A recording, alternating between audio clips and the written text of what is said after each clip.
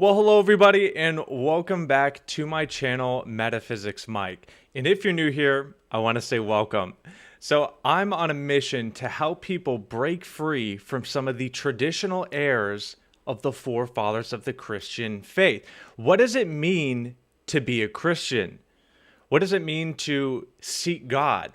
I mean, there's so many obstacles, I think, in our world, keeping people away from seeking God, from seeking a life of righteousness. But yet religion itself presents more obstacles. There's so many different denominations, so many different views on God. Which is correct? How do we know? These are the types of questions I want to deal with because in Christian history, there's so many traditions that have overshadowed the truth. And just like it says in Mark chapter 7, the traditions of men can make the word of God of no effect. And I think that's sort of the summarized way to talk about the state of the church, to talk about the state of apologetics on YouTube. Speaking of which, today we're going to review the cross-examination from my recent debate against Alex Soren on Trinitarianism versus Unitarianism. And I'm pumped to go through that. I want to get your guys' thoughts on this. I think this was a great learning experience for many reasons. I mean, to give you the quick rundown, guys, I think Alex was pretty rude. I think he was filled with a whole lot of rhetoric, especially during cross-exam, which is what we're going to review in this video. And, I think that's sort of a theme in Eastern Orthodoxy. These debaters seem to have a chip on their shoulder, so to speak. And, if we're just here to bicker and argue, we're not going to get anywhere, right? Come on. I'm here to really test our positions. And all of the rhetoric, the name calling, right? The red herrings, the distractions, it just gets in the way of that.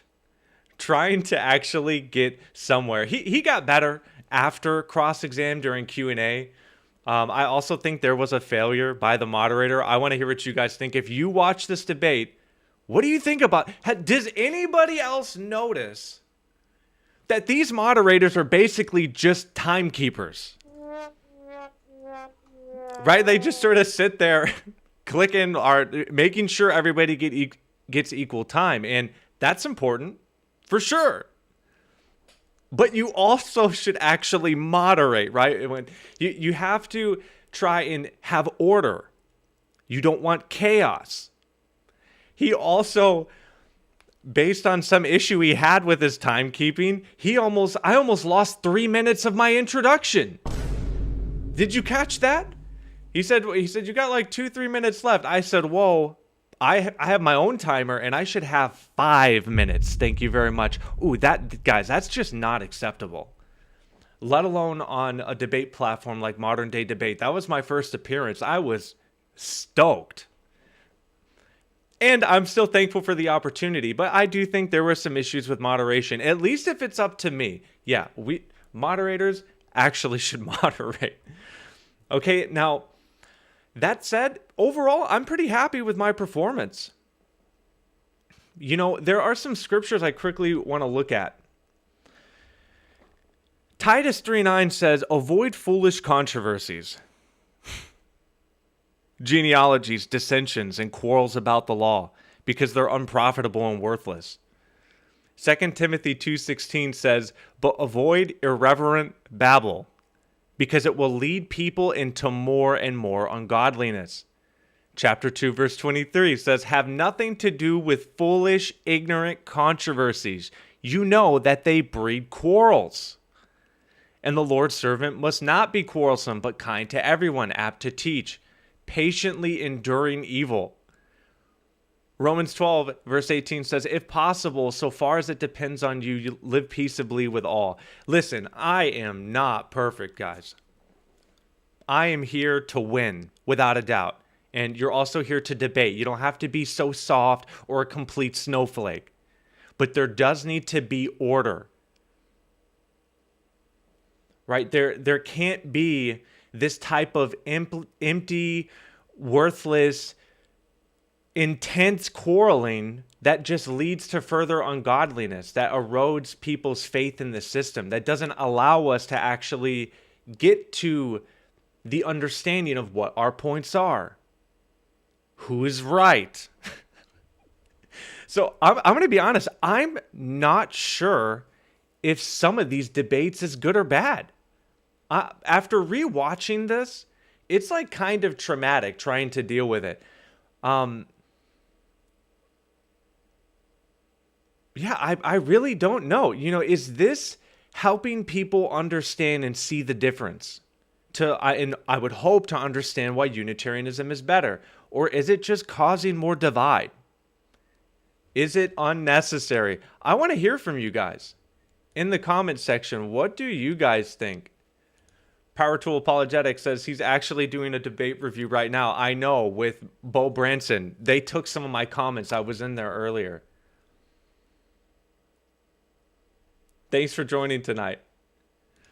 Raza says, honestly, didn't enjoy the debate on his part. Pretty intense. Thanks for joining tonight, Raz. The Redeemed Miriam says, you're all drama queens. So funny. Thanks for joining tonight. GR Cleve says, the entire Bible is a genealogy. Yeah, but I think the point is about striving. Right? Like, these conversations need to be had. Guys, I want to participate in these debates. But I do question to what degree they are fruitful when there's just this constant disorder. You know, I mean, I do get testimonies from people saying that they do help. So maybe I'm just complaining a bit, but I want to know what you guys think. Because this debate gets pretty intense. All right, so I'm going to pull up the debate. We're going to start with the cross exam. And that's probably all we'll do, both mine and his. And I want you to pay attention to what questions are asked. Do they get answered? Right? Where does the argument begin and the rhetoric end? Right? Like, where is the line between... I'm at least intentionally trying to get somewhere. But wow, the things he was saying, how like dodgy this dude was. Okay, like, I don't know how else to explain it. Like, he was constantly just bringing in red herrings. You just don't understand. You just don't get it. Yeah, that's not an argument. Constantly, just, there's so many angles to this. I'm going to go ahead. We're going to start this. Chat, make sure that this audio is good for you guys. I definitely want to know this is good. Some people say it. Tokus says watching this was very frustrating, right? I wish it wasn't that way. I wish it was. GR says, you're good at the debates. You are kind, but deliver hard facts. I'm trying. I believe I'm trying, but you got to let me know if you think he's trying, right? Or if we're just constantly speaking past each other, all right? And if you enjoyed this video, be sure to give it a like, subscribe if you haven't, and shout out to everybody on the Discord. Let's start this. A trip now. That's great. All right. I guess we'll start with Alex.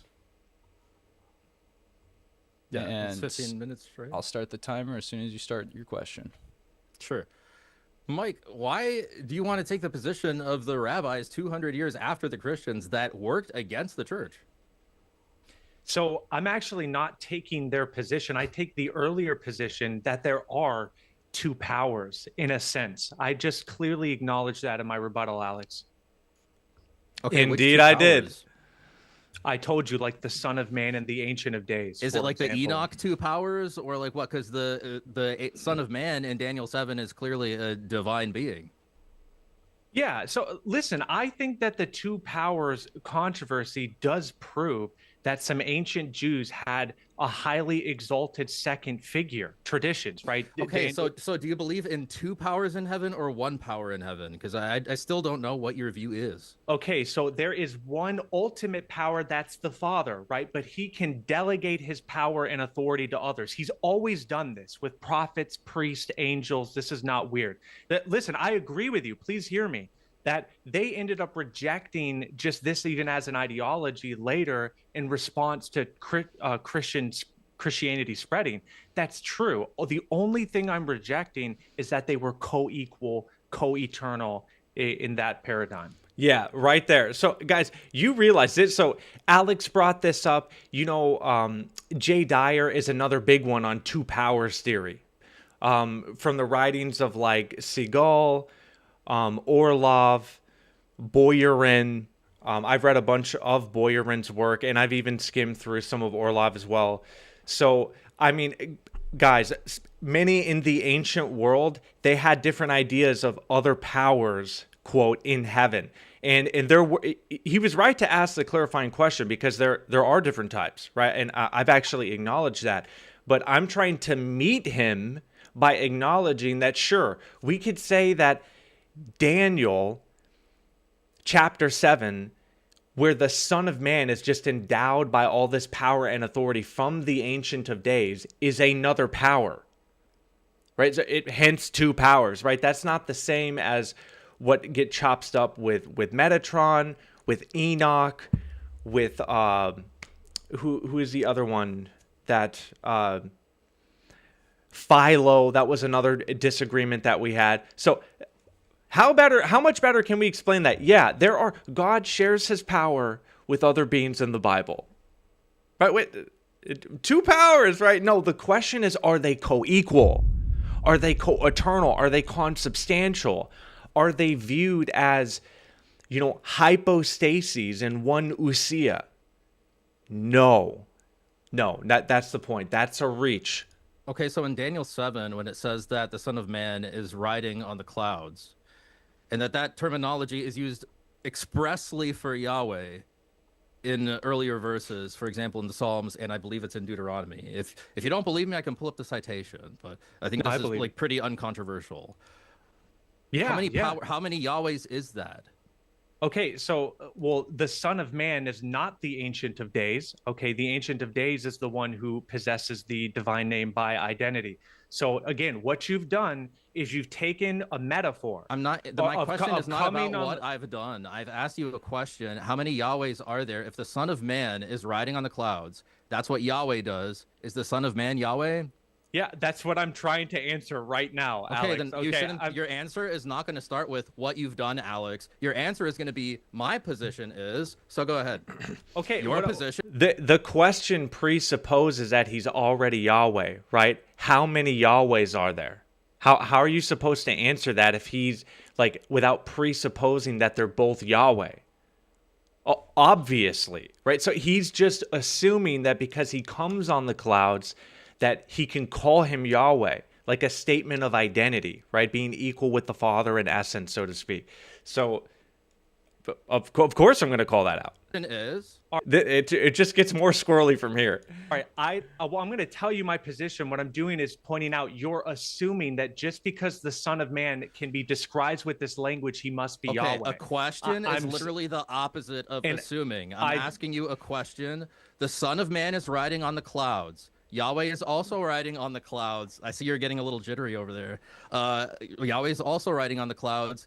The Ancient of Days is Yahweh. Is the Son of Man also Yahweh? I don't know how many times I have to ask you this question. Okay, so I already answered you, Alex. I said yes that or no. No, Yahweh refers to the Ancient of Days. Okay, the Son of Man can be said to come on the clouds because he represents and comes in the authority that Yahweh gives him. Okay, all right, man. Tell me. Was that not pretty clear? Was that not pretty clear? He a common theme I noticed about Alex throughout this is that he's just going to make so many assertions which are just baseless like that. Like I'm not answering him. I clearly told him that there's one overall power, right? We're like the source of the power that is Yahweh that refers to the Father, the Ancient of Days, and that he shares that. And then he just claims that I'm not answering and then restates it. That's going to happen like this whole time. It's that, like, why not just address what I said, right? Like, well, why not that? Let's see if he actually does that, right? Why not just address that? So he just has Yahweh's name. He's not Yahweh. Correct. Just So like there the are angel. two Yahwehs? Let me ask. No. You don't ask questions. Yeah. This is my Yeah, cross not in the examination. cross exam. Oh, yeah. You'll Answer get a my chance. You'll get question. 15 minutes to go straight. Excuse me. So That's He asked many clarifying questions in his cross, or in my cross with him, that I let him do, right? I also think this is just being sort of uncharitable, but maybe I propped it up a bit by saying I have a question, but it would have just been a clarifier. And Correct, Mike, you'll that's be able to correct. interrupt his responses too, just so you know. Yeah, no, I would just he should let me be able to answer in full. That's fair. Sorry, Alex. Well, then you I have to can't ask you actually. questions. If you're going to So- answer in a way that is attacking me and not answering the question, I'm going to object and I'm going to interrupt. Okay, that's Got- Okay, saying that you're presupposing that there must be more than one Yahweh because the Son of Man comes on the clouds is not a personal attack. Right? Why is he saying that? I mean, we're just at the tip of this iceberg, folks. Like, just little things like that, subtleties, is just dishonest. And the more those things just build up, it causes controversy, right? Like, what I'm saying is clear, but it has to be reframed in this way. what Chew. cross exam works. I got you. I have the right to get the information that I want. So you said that the Ancient of Days is Yahweh. You said the Son of Man is named Yahweh. How is that not two Yahwehs? I'm literally telling you, just like Go ahead. just like the angel of the Lord, when Yahweh says, "My name is in him." Okay, the him and my are not the same being. They're two different beings. So you're presupposing they must be. They're not. Yahweh can put I'm his not name in someone. presupposing. Yeah, folks. So you know what? Let's go ahead and let's quickly look at that.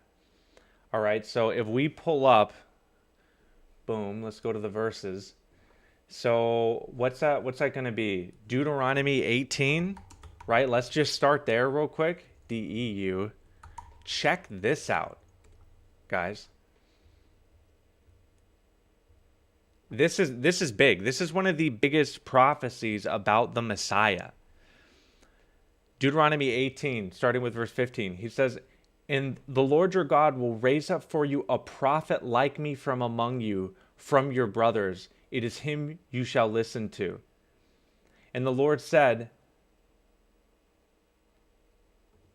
"I will raise up a prophet like you from among their brothers." Okay, let's just hone in on that for a moment. Okay, so what this doesn't say is that I will raise up the second person of the Trinity. Right? Me or another person within my essence will become incarnated. Right? No, he says, I'm going to raise up a prophet like you from among your brothers. This is saying he's going to be a human being. This is exactly why Matthew 1, Luke chapter 3 give the genealogy of Jesus on both the mother and the father's side. Now, look, he says, "And I will put my words in his mouth, and he shall speak to them all that I command him. And whoever will not listen to my words that he shall speak in my name, I myself will require it of him." That's pretty base. Are you following? Whoever will not listen to my words, he speaks in my name. So you understand, this person is not Yahweh. He's distinct from him, right? My words in him, but yet he speaks them in his name. This is the Jewish principle of agency. You know, I think if I'm just sharing the whole screen, let me show you this quick graphic. I was making it for something else, but you'll get the idea here. So, no, let's not show that one. Let's show this one first. Right, okay, boom, right here. Can you see this? Look at this on screen. Okay. "He will not forgive your sins, for my name is in him." That's Exodus 23:21. You know what that is, right? That's speaking of the angel of the Lord. Jesus said in John chapter 5, verse 43, I've come in my Father's name, but you do not receive me. Chapter 17, verse 26, I made known to them your name, and I will make it known. This is even, you could chop up some of this to the John 8:58. Because there's some debate about whether that's really appealing to the name of God.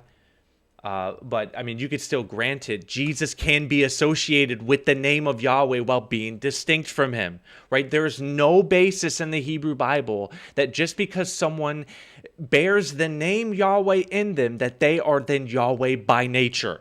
Are you following? You understand that? That's the point I'm trying to get at.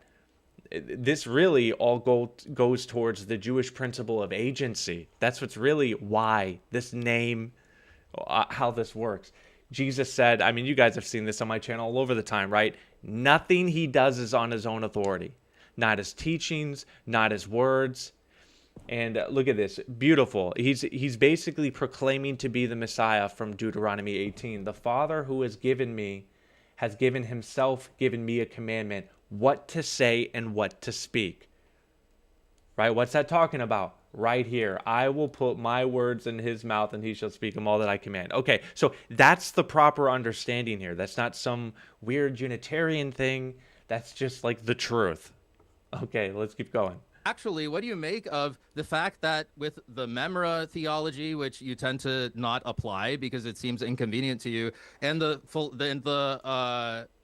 examination by Philo of the example of Hagar seeing Yahweh and identifying that angel of Yahweh as a power of Yahweh, why do you ignore those things and just go to this like agent theory? Okay, so listen, I'm not ignoring them. And what you pointed out is actually a misconstruing of Philo. He primarily views the Logos as a divine attribute, like a cosmic blueprint. He calls it Deuteros Theos. Isn't okay, it true? and there you go, Isn't cutting me off again. You don't want an answer, I'm allowed Alex. to do that. Deuteros Theos is two gods in Greek. He calls him a second god. So then, like, proto-Trinitarianism? Like, what? Yeah, but you don't. All right, you don't want an answer because you said something wrong. No, I didn't. No, I didn't. Isn't it true that Philo calls it Deuterotheos? Yeah, I'm not denying That's two gods, dude. I hear you. Philo. Can you imagine thinking that's a dunk? Can you just imagine the paradigm you have to have that thinking Philo calling the Logos a god as two gods is somehow a support that early Jewish people believed in a plurality within one God, right?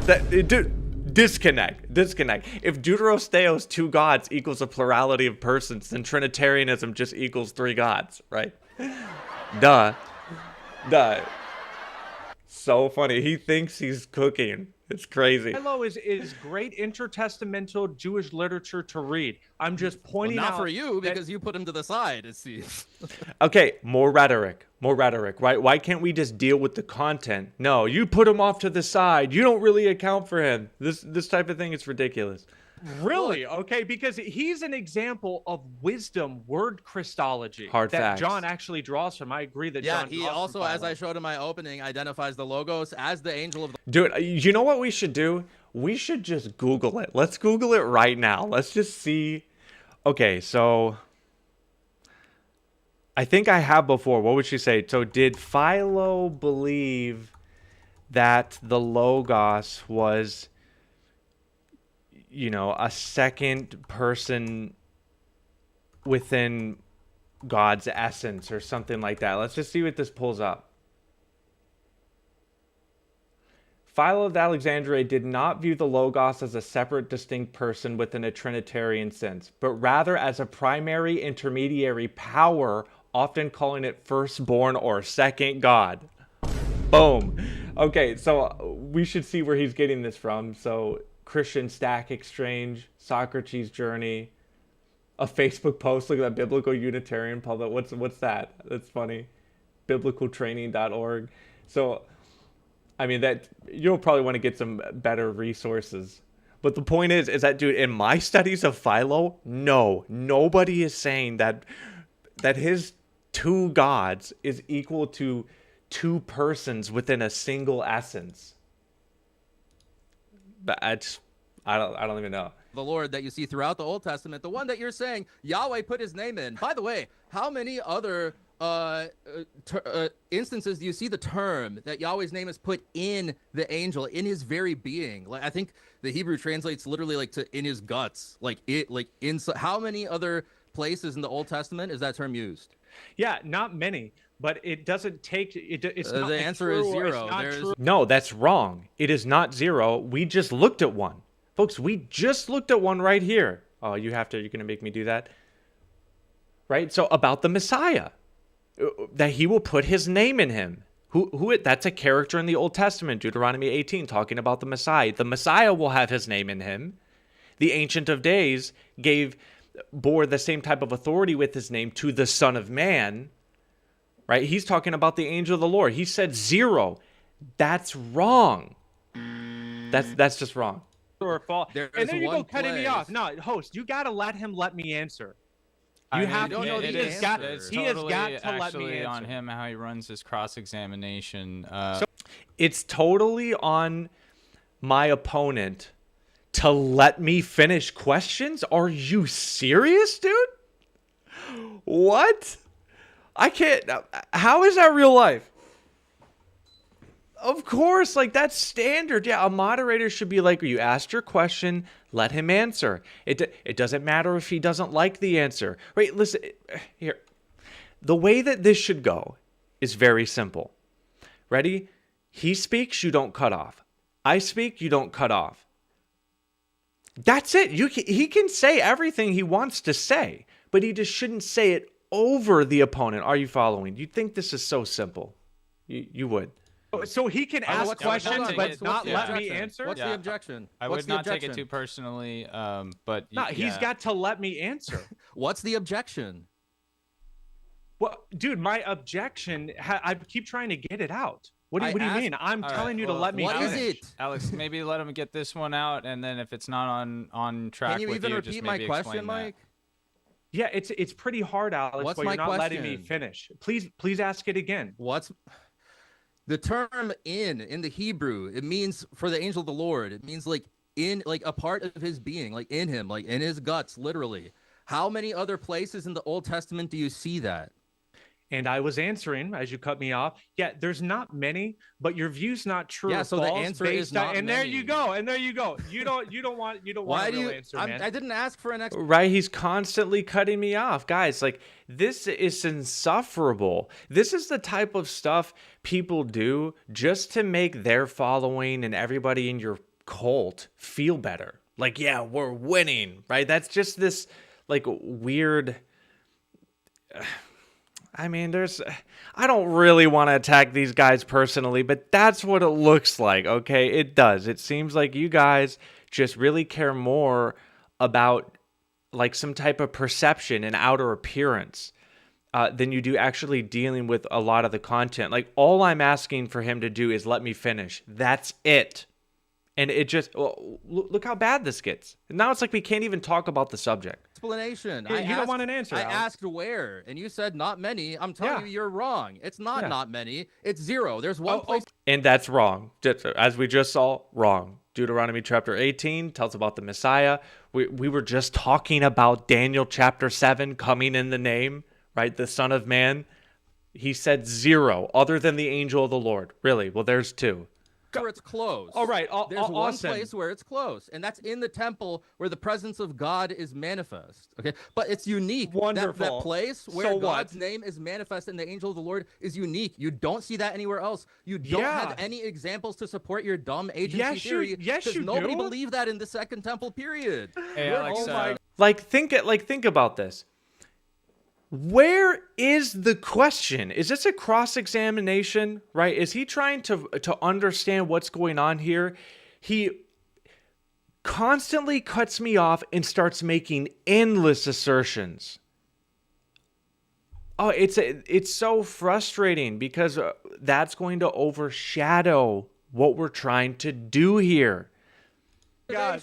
Alex, I stopped your time for a second. I just want to let Mike know. Mike, if when during your cross-examination, if you'd like to not have him go into an explanation, if he does, which Yeah, if you'd like to be as bad as he is, then you can do it too.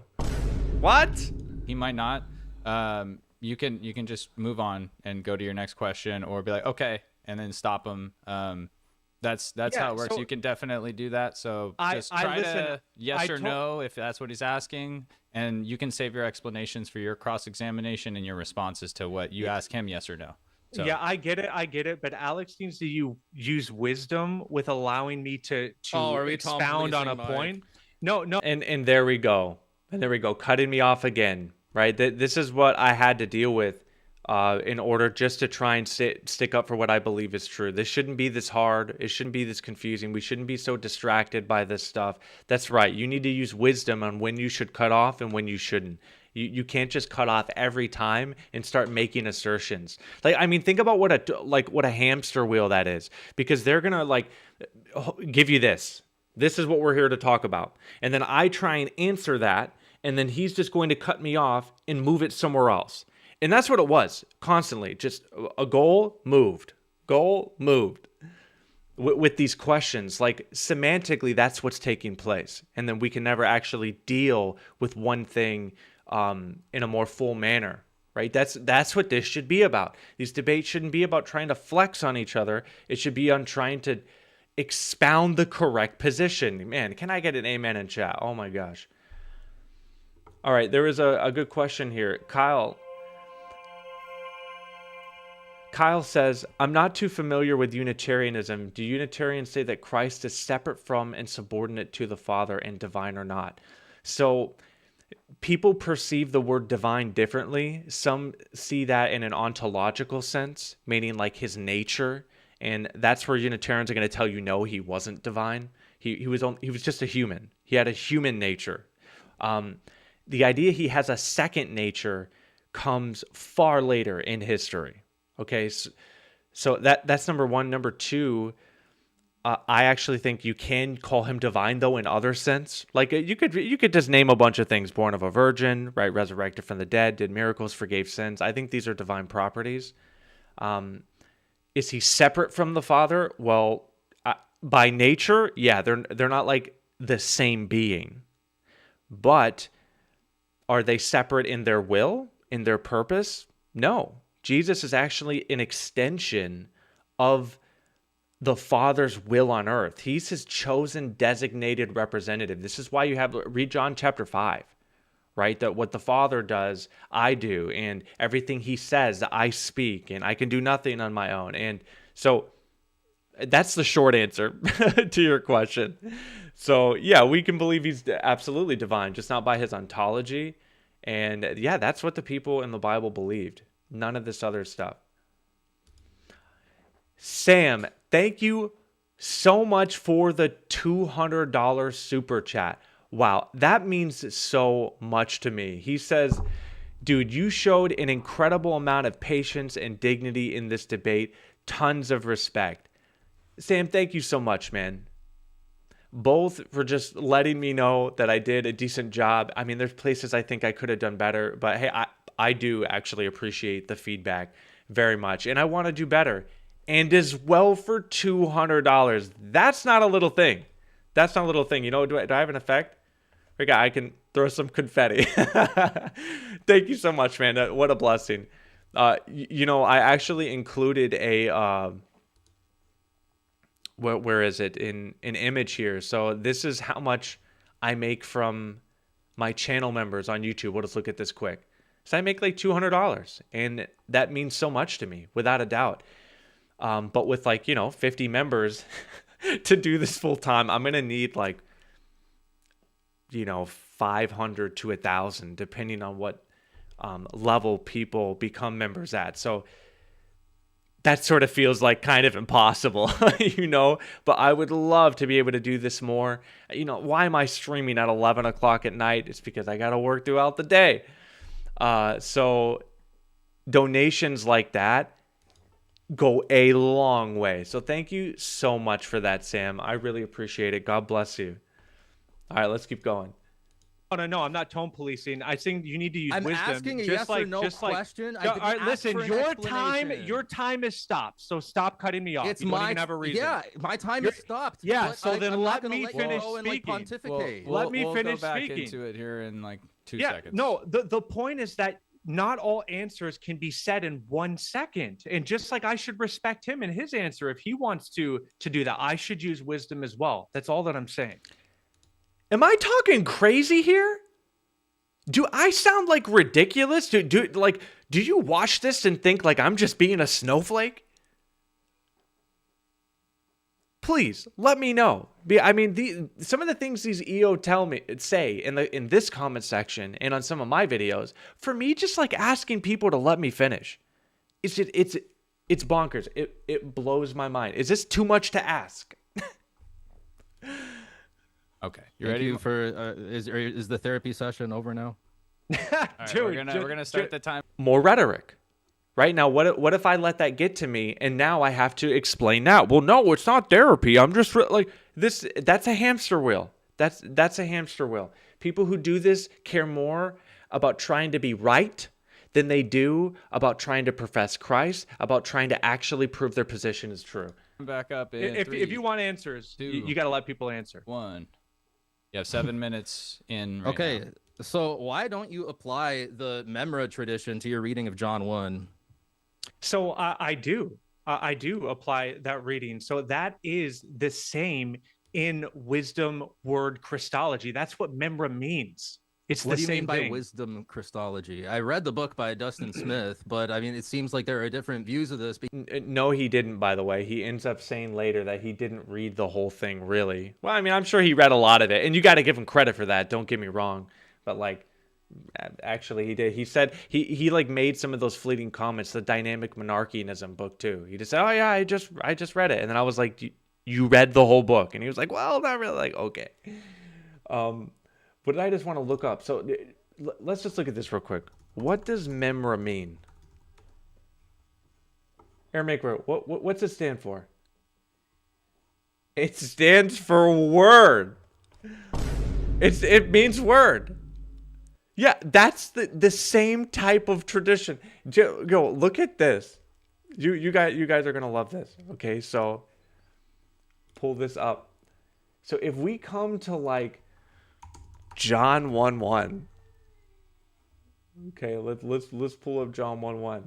It says, in the beginning was the Word, and the Word was with God, and the Word was God. Hey, guess what the definition of word is? Would you like to know what the definition of this in the Greek? All right, here we go. Did I already pass it? Or no, there's probably a lot for this. What, did I not get the right one? Come on, look up dictionary, communication. No, I'm looking for it should appear in red. That where the better one is. Let me see. Oh yeah, I guess it was way down. Oh, here it is. Okay. Guess what the definition is? The personified expression of God. Personified expression of God. Guess what? Coming from what? Coming from what?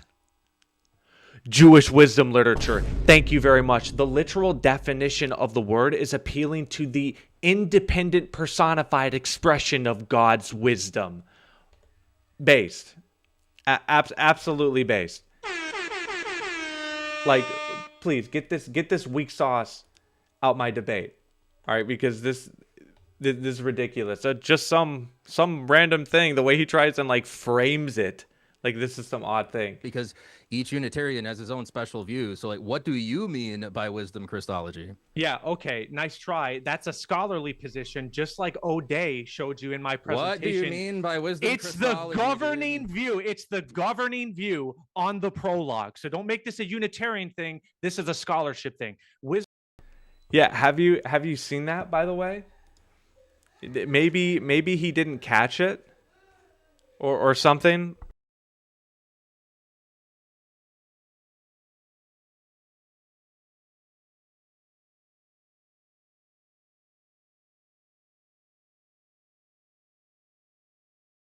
Give me one moment, guys.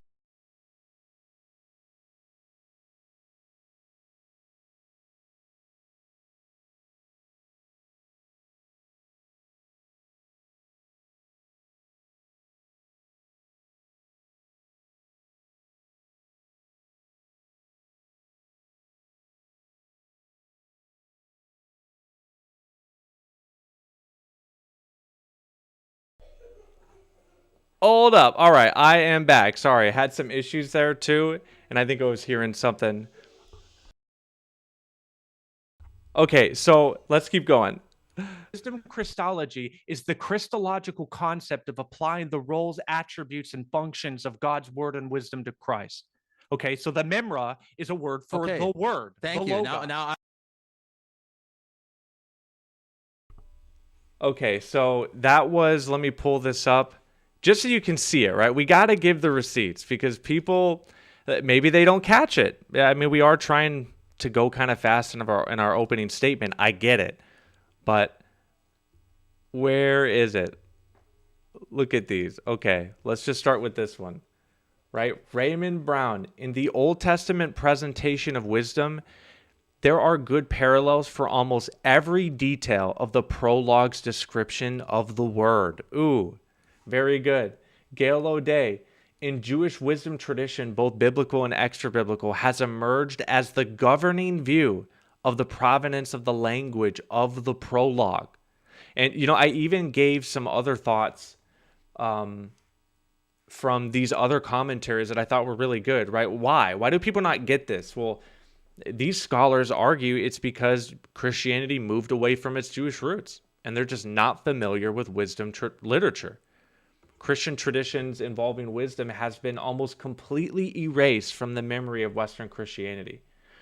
Right? So, yeah, my view here is not just falling out the sky. The way they treat us as Unitarians is just not okay. This is actually the definition of the word logos in its context, and highly supported by scholarship. Some even claiming it really is the dominant view on the matter, right? There are the receipts. Read it and weep to some of these guys. You just got to tell them, like, I'm not the enemy here. I'm just bringing the truth to you. I would like to ask a question because it's my cross-examination. Do it. I guess.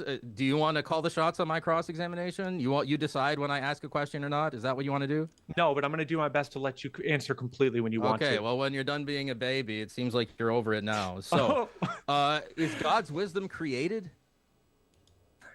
There's a sense in which you could say it is, and then a sense in which you'd say no. God's wisdom is created? Yeah, so that's going to go to a more fundamental disagreement we have. I don't hold to many of those classical theist positions. Like, for example, I'm an open theist. Dude, it all depends on what we mean, and I'm going to throw him a bone right here because I know what he likely means. So I just tell him no, and I would actually agree within that sense, right? Yeah, that's what the Bible teaches. You can say what you want, but you're part of your sola scriptura view. That's your own unique view. Great, got it. No, that's not true. Yeah, okay. You know, if you compare this debate with him and the clips I had with Jim Bob, they're saying completely different things on what it means for God to be a nature or not be. Alex says that we don't believe God is a nature. That was literally Jim Bob's whole thing. God equals nature. God equals nature. That's what he was saying, right? Oh, so yeah, your sola scriptura position is just whatever you want it to be. Like, this is just more semantics and rhetoric, right? Anybody who pays attention long enough to see through this stuff realizes just how weak and muddled their own position is in reality. I mean, think about that. One of them's going to say it's identical to God, but the other isn't. The reality is all of us have an individual mind, right? There is no like one overarching mind that we all just have or share in. God made us as individuals. We all have to come to the knowledge and then choose to believe it, right? That's why even amongst EO, you'll have disagreements because they don't have the same mind. So like this whole dismissal of people who hold the scriptures as the highest, preeminent over everything else is just refuted. It's self-refuting. It's circular. They do the same thing. They have to. That's how God designed us, right? It should always come down to just the evidence. That's it. That's all that matters. It doesn't matter your authority, right? It doesn't matter your apostolic succession. Like Jesus called them out. It doesn't matter your genealogy. We come from our father Abraham, right? God can raise up apostles. He can raise up prophets, bishops from stones. Okay, he can just raise them from the rocks. Okay, so what matters more is the truth. I hope you're following. Okay. So God's wisdom is created in your view. Let me be clear about this. I'm giving you an opportunity now. If I'm mischaracterizing you, please clear it up. Yeah, so I was trying to clarify both the meanings, but I already know which one you mean, so we'll just say no. In the sense that you're meaning it, no. God's wisdom is not created. No. Okay, is it? Look at this. Look at this. Look at this guy. We got an EO in the chat. Saw Alex doing a live stream with Bo Branson and went to do his own. Actually, I stream every Wednesday night. You just played yourself. Distinct? I mean, we're going to say no. Okay. So then why do you have God's wisdom spoken of distinctly throughout the Bible? Yeah, so it's number one, it's called personification, right? Yeah. Like Proverbs chapter 8, right? So it can be spoken as if it has this separate ontology from him when it doesn't, right? That's the first. You understand that, right? So in Proverbs 8, where it says like wisdom cries out, or wisdom was with God at creation, the first of his acts of old. This is called personification. So you're giving person-like traits to something that's not actually a person. You're speaking of God's wisdom as though it's a distinct literal person, but it's not. This is a poetic device. This is a way of communicating something. And really, it was based off an older tradition of how God created the world through his word in wisdom. That's magnificent. We agree. I mean, hopefully, right? You all look at the stars at night and think, wow, how did God do this? That's where that tradition comes from, right? God, by his wisdom, has created the heavens and the earth and founded, the fountains, the deep, and etc. The second thing is that wisdom is associated with God's like wise intentions, with his plans, with his will, right? So these are qualities. These can be applied to Christ qualitatively. That doesn't mean as if Christ is a creature, then therefore God's wisdom is created. Okay, so Boyarin says that the proper reading for John 1, and I get this is his view. I'm not saying like he's the authority on this. This is just a view, is that the John 1 should be read as a midrashic text that is overlapping different concepts, right? So it's like you have the Tokaz, I'm using Accordance Bible software. Now listen to what he says here. He doesn't understand that I agree. He should already know this by now. He really should, if he were up to date where I am in the scholarship on this. Like, neither of us have to take that data and force it into some single mold. That's what he's trying to do. Logos theology, you have the wisdom theology, you have the Memra theology, you have Proverbs 8, you have Genesis 1, and all... That's all wisdom and word Christology. That's all of it. All of these concepts are being overlapped in the way that he interprets John 1. Yeah. So it seems to me that the way you are reading John 1 is omitting like Memra, omitting Logos theology, and you just have like one wisdom Christology of Dustin Smith. I mean, what a joke. What a joke thing to say. Right? I did not even cite Dustin Smith. I cited 3 other scholars. I call him out for that. But I mean, even still, like, what does Dustin Smith have anything to do with this? This is more rhetoric. Trying to bring in, oh, this is just the view of Dustin Smith, like just one thing, the way he portrays. He's trying to create a narrative. We're not just arguing the data right now. Now we're arguing semantics, and we're arguing all these, his own personal insecurities, all right, that he can't just focus on the content. That's just, it's a ridiculous thing to say. Right? Unless I actually brought up Dustin Smith, right? Then maybe you could say it. Is that true or not? Oh man, I cited 3 scholars. No, I didn't even cite Dustin, man. You are like in left field right now. Left field. Okay, so I agree with you. I asked you, is it true or not? No, all right, no, you have to go on a rant. All right, so yeah, that was such a rant. More rhetoric. It was constant, folks. The entire time, this dude was just so full of crap. Listen, let me say it one more time. So, Second Temple period Judaism was not monolithic. Got it. I agree. Okay, some Jews had an exalted intermediary, the principal agent, Logos, wisdom, son of man. I'm with you. Okay, the point is that that is not the same as saying the Jews believed in a plurality of persons within God's essence. All right, Daniel Boyarin isn't going to say that. That's literally what binitarian means, Mike. So, no, not really. No, that's not true. Oh, dude, really? Okay, so how much more clear could you get? How much more clear could you get than that?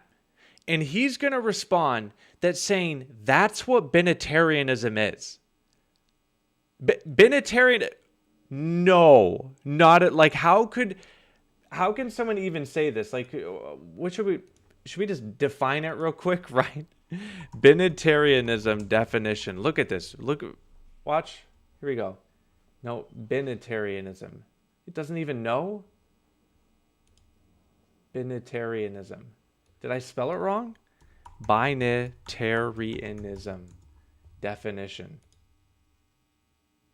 is a Christian theological view that the one God exists as two persons or aspects, the Father and the Son, rather than Trinitarianism or Unitarianism. Okay, so Logos, Memra, Philo's two gods is binitarianism? Two distinct persons in one God? The disconnect is crazy. If that's true, then Trinitarianism is three gods. Well, like, we can just call two gods binitarianism? I mean, I can't even imagine the disconnect. You're trying to argue that the Jews had this idea of plurality of persons within God's essence, and your evidence is a heresy. Two gods? I call this out. He tries to reframe it. Really? You want to defend that? Philo says deuterotheos. We just talked about this. Two gods. So you're trying to come back around and try to get a clip or Congrats. something? No, dude, The Law and Order. Congrats. Listen, I see right through you, Mike. Dude, Alex, I genuinely think you're presupposing within your view there. All right, I account for that completely. How? The memra is somebody that is Boyarin says that they saw it as a hypostasis, something that acts, something that speaks. All right. One more time. Philo calls it a deuterotheos. All right, maybe slower. Maybe we say it slower. Okay. Yes, slower. Here, let me ask the question slower. Philo says deuterotheos. Where is that in your view? Listen, that doesn't make them God in the same way or sense. You don't even believe there are yourself. All right. Yeah, look at what he says. In the sense that he's saying deuterotheos, he's talking about two persons. Oh yeah, two sources. Yeah, thank you very much. That's exactly the point. So when he's saying that's what binitarianism means, no, it's not. The Trinitarian position. Cooks himself. No. All right. They're not co-equal persons. They're not in binary God. Okay, so they have the same name. They both ride on the clouds. They have the same indicators. They're both the I am. They're both there before Abraham, but they're not co-equal. They're both Alpha and Omega. They both sit on the throne. They both accept the same worship and revelation, but they're not co-equal. Is that? That's not true. All the other ones he said are for the most part true. They do share many different titles.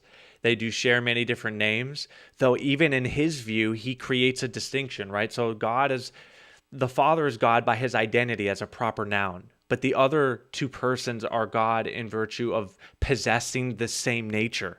So the Father is not God in the same way that the Son and Spirit are God. So, like that's even in his own view. You understand how weird that actually is? I mean, there's so many other counterexamples that you could give to this, right? We're called the light of the world. So is Jesus, called the light of the world. That doesn't make us the same being. That's just a jump. That's just a jump he's making.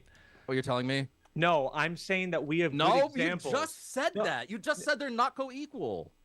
Oh, maybe I misunderstood you. Yeah, so rewatching that part, that's correct. So the reason why I misunderstood him is because I'm considering all of those things in light of agency.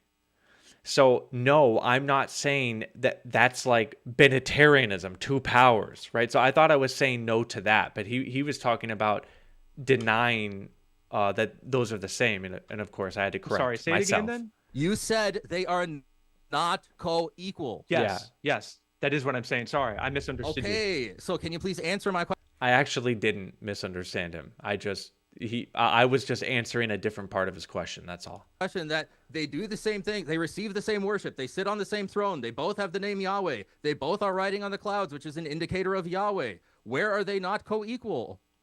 Okay, so specifically in terms of Philo, I would look at his work on dreams, right? Philo makes a boom, right back to the subject matter. We're talking about Philo. I'm bringing it right back to the context.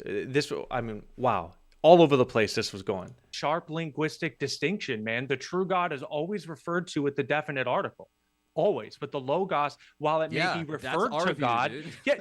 God. No, it's not his view. God is not a rigid designator, Alex. It's not a personal problem. He does not believe that they are two gods. He thinks they are two persons, and he's equivocating on Philo's view. For name. Okay, so then you cannot be equivocating God for persons and saying that, oh, well, really it means two persons. God refers to Trinitarianism. Yeah, that's wild. Which, do you believe, by the way, thank you for reminding me, how much time do I have left, by the way? 2 minutes. Okay, that's probably a good topic to end 2 minutes left. Do you believe that God is eternally a father? Yeah, maybe in some sense, but in the way that you're saying it, like probably not, because I don't think that the Son existed eternally in the past. So you think at one point God became a father? Yeah, we could say that. Okay.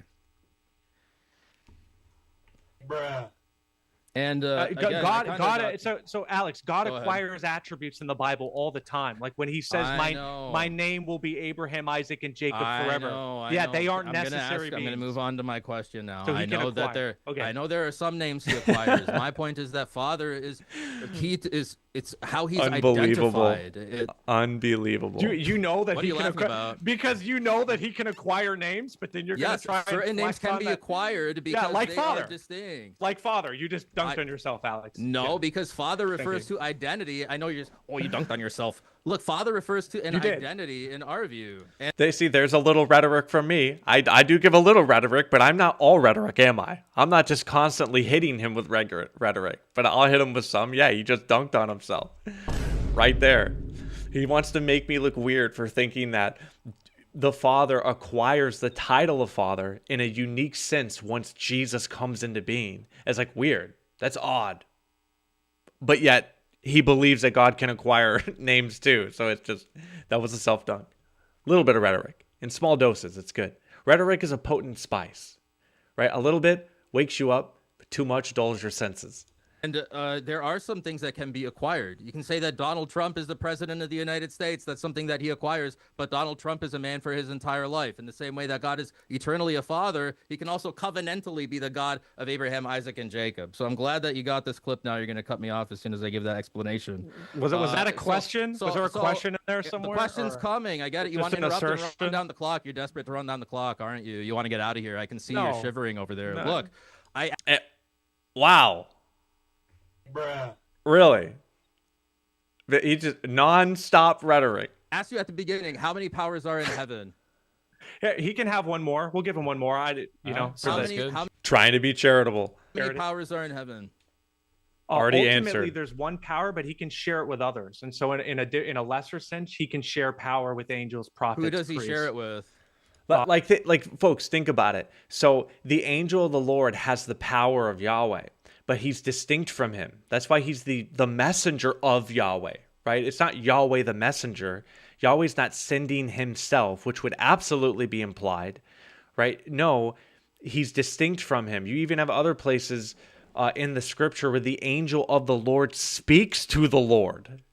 You aware of those passages? What's that? That's Zechariah chapter 9, I think I want to say. Let me go ahead. We'll pull that up. I got to find it first. So, angel of the Lord, how long will you? I think that's how the verse goes. Yeah. Okay, it's Zechariah chapter 1, not 9. Okay, but I had the right book. All right, let's bring that up real quick. Let's bring that up. So good. Okay. Zechariah chapter 1.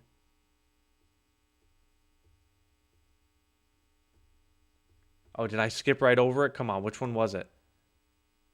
Oh, it's 12. All right, here we go. Chapter 12, or chapter 1, verse 12.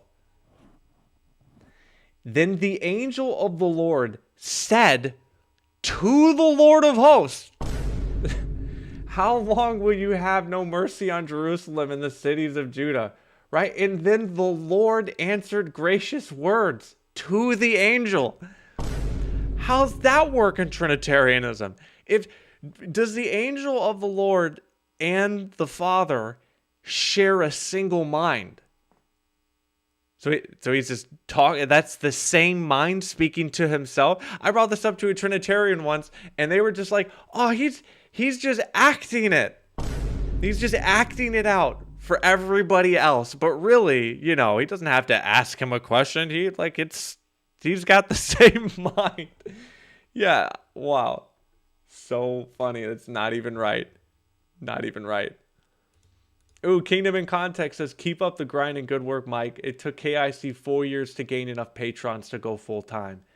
Wow, 4 years. It'll happen for you. Thanks so much for the encouragement, Sean. Really appreciate it, man. And your debate review of this. I thought you were phenomenal and fair. I really appreciated it. The Son of Man with angels, with prophets.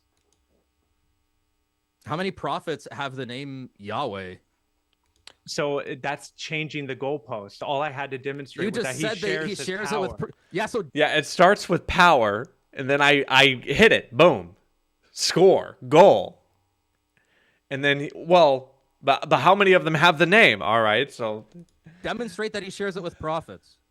Yeah, so he shares his power. I mean, do you not believe the prophets perform miracles by God's power? Do they share it in the same way that the one who has the name of Yahweh does? So no, but they don't have to, Alex. There's not degrees of power. No, they don't have to, Alex. Now ask your last question. How many other people you were supposed to have one the more. name Yahweh in the Bible? We'll wrap it up after that one.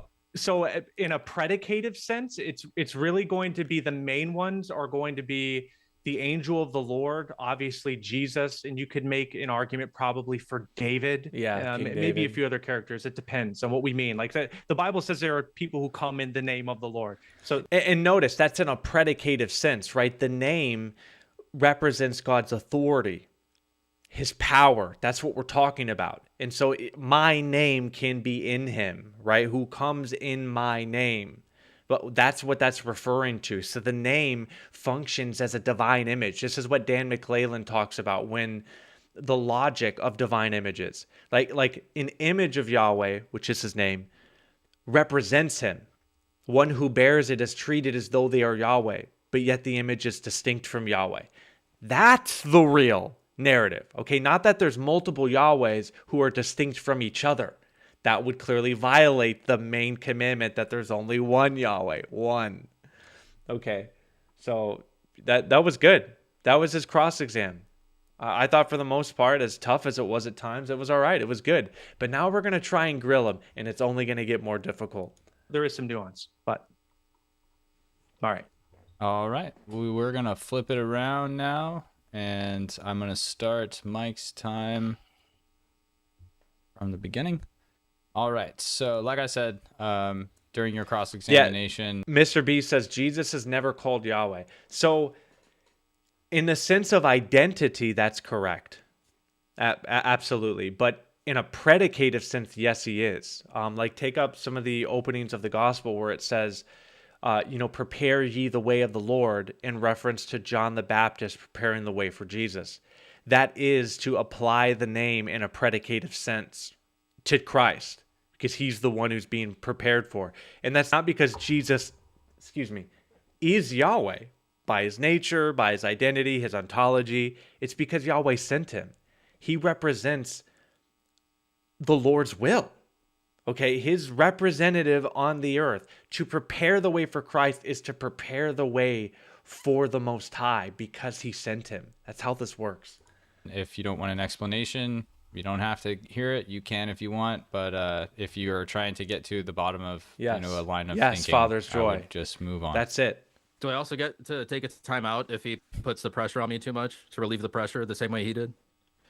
I didn't. More rhetoric from him. It was constant. Latter-day Scooby says, Courtney from Biblical Apologetics has a great vid on Shiliak. Cool. I bet she does. I blocked her a while ago, though. for many on TikTok. And then I think I unblocked her. But she's like quarrelsome, I feel at times. But she also's got a lot. She does have good content. That is true. Time you out, Alex. What was that? You just took a stab at the mod, dude? No, I'm taking a stab at you. You asked for a therapy session halfway through. He was kind enough to accommodate you. I asked for a therapy session. Show me the clip, Alex. Do you have a question? All right, I'm gonna start the. Oh my gosh, the gaslighting is insane. Like, he's going to start making these assertions about, oh, you need a therapy session, and oh, you're asking the moderator for help. And then the moment I try, well, okay, let's talk about it. You want to keep bringing it up? Let's talk about it. Then he goes, oh, well, do you have a question? You're going to bring that up, and when I go to address it, oh, just get on with your cross-exam. Oh, what? Oh my gosh, it hurts. That's bad faith debating, folks. That's bad faith debating. Where's my thing? Oh, nope, not that one. That's how this makes me feel.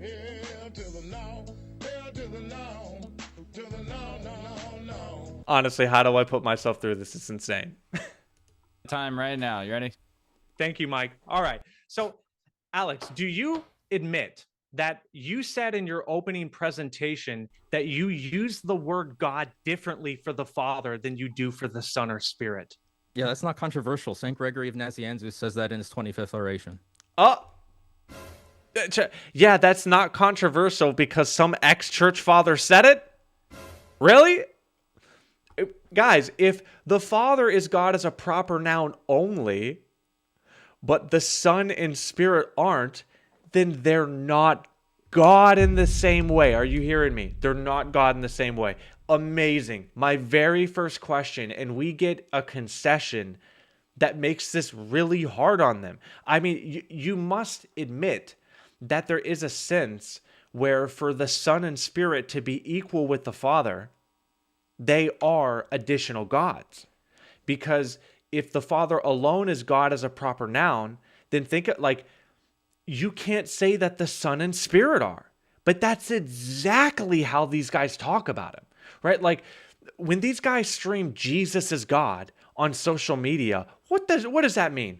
Does that mean God in a predicative sense? Is that how these guys argue it? Is that what they're trying to portray? Right? Why doesn't it say Jesus is God, right? In the sense of possessing the divine essence, or Jesus possesses God.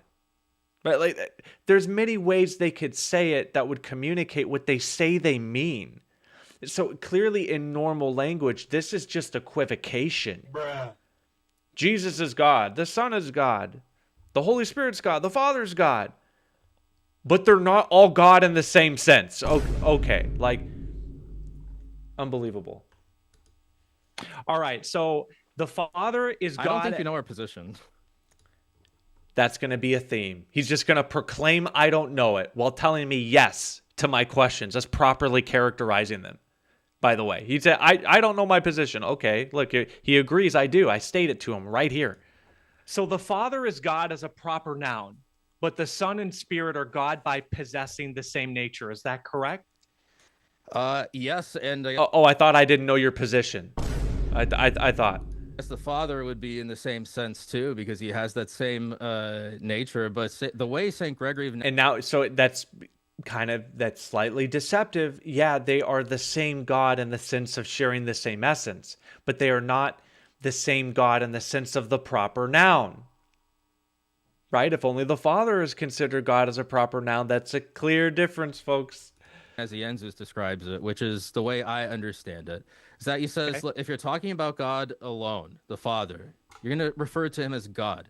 If you're talking about like the Trinity and it's one God, the Father, one Lord, Jesus Christ, and that it's improper to use the name God when you're putting them together like that, because really properly, God refers to the Father. If you're referring to the other two persons independently, then it may be appropriate to use the term God.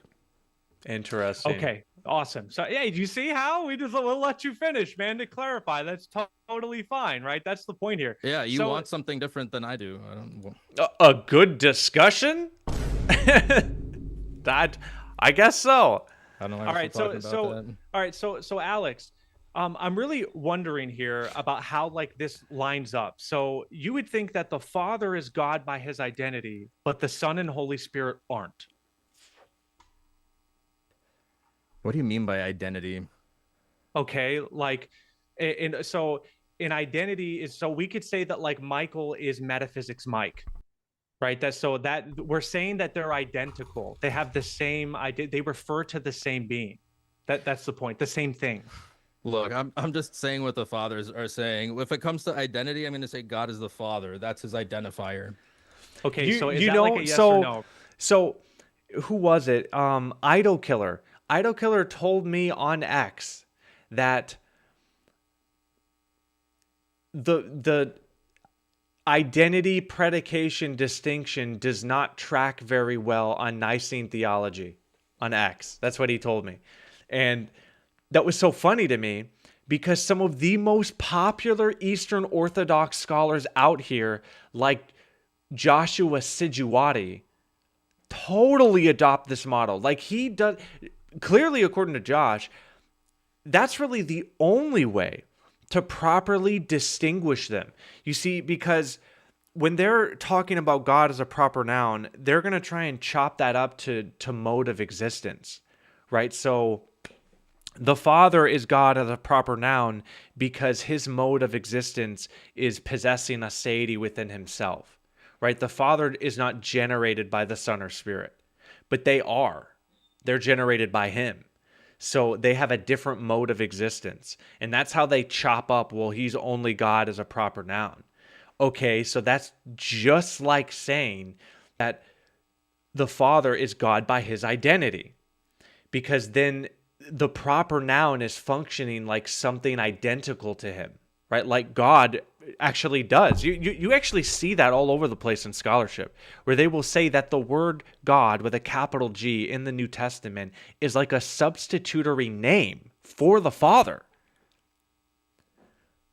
You understand? And so then obviously the Son and Spirit having a different mode of existence, they would be considered God in a predicative sense. It's wild. Totally wild. That this is a very simple way of trying to understand and explain this. Oh, dude, my eyes like, wow. Let's unpause. Right? That. Is the Father God by his identity only, or is the Son and Holy Spirit also God by identity? Thanks for coming. I don't know what you mean, so I don't want to commit to an answer that's improper. The Father is his identifier. Okay. So let me tell you this. There's one God, the Father. Awesome. Thank you. All right. So what's the difference between an is of identity and an is of predication? Well, an example of that would be like you say the sky is blue. You're not saying that it is blueness itself. You're just describing by predication, right? If you say that an is of identity would be actually identifying. Giggling, you're so funny. I mean, isn't that true?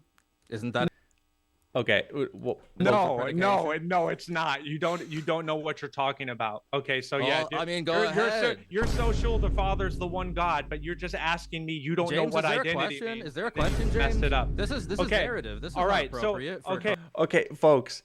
The concept of blueness, like the sky being blue, blueness itself, like he says, is not equivalent to the identity of a person. Okay, like when we say that Mike is metaphysics Mike, or really we'd say like Michael Temperato is metaphysics Mike, we're saying they refer to the same thing. But to say that the sky is blue, calling it blueness itself, that's dealing with something that's more of an abstract. So he's actually on the right track to be a bit more charitable, but it actually isn't the same. It's actually not. Like no one's going to like... Take Joshua Sijuwati. If you ask him, I would highly doubt he would draw a comparison like blueness. No, we usually deal with like a name, just like I did. Many people like to use Bruce Wayne and Batman, right? Two different names. Bruce Wayne is Batman by his identity. That means they refer to the same being. If you see Batman, you see Bruce Wayne, and vice versa, right? To see blueness in the sky, is that to see blueness itself? Is that just a perception, right? Like, how does that work in terms of how we cognitively experience what blue is? It's just going to get more muddy because we can get into more complex philosophical realms. But in terms of strict identity, we should deal with persons and names. So I could always try and be more charitable, though. Maybe I should have been nicer. If you think that, let me know in the comments. But I don't think that is an adequate example for properly understanding how the Father is God alone by their identity. You would expect them to be able to run circles around me, or anybody for that matter, because they believe the Father is the one God. Right? In a sense that the Son and Spirit aren't. He should have this fully understood. These are very common terms used across the entire spectrum of Christian YouTube. All right, Catholics, Orthodox, Protestants, they are all using the identity predication distinction. All right, so no, we're not really talking about blueness itself. We're talking about the identity of a person. Those really are not the same. Exam. All right, you have so to ask a question. My name's So Mike. I'll give you one more chance. What's the question? What is the difference, the real difference between an is of identity and an is of predication? Do you know? I explained to you how I understand it. If that's wrong, feel free to correct me. All right. So I told you an is of identity is to say that two things are like the same, right? Like saying metaphysics Mike and Michael Temperato. They have the same identity. But an is of predication is going to be qualitative. So you could say that Mike is Dude, that's literally what I said. When I said the sky is blue, no, it's qualitative, you dummy. You're trying to make me look bad and get a clip.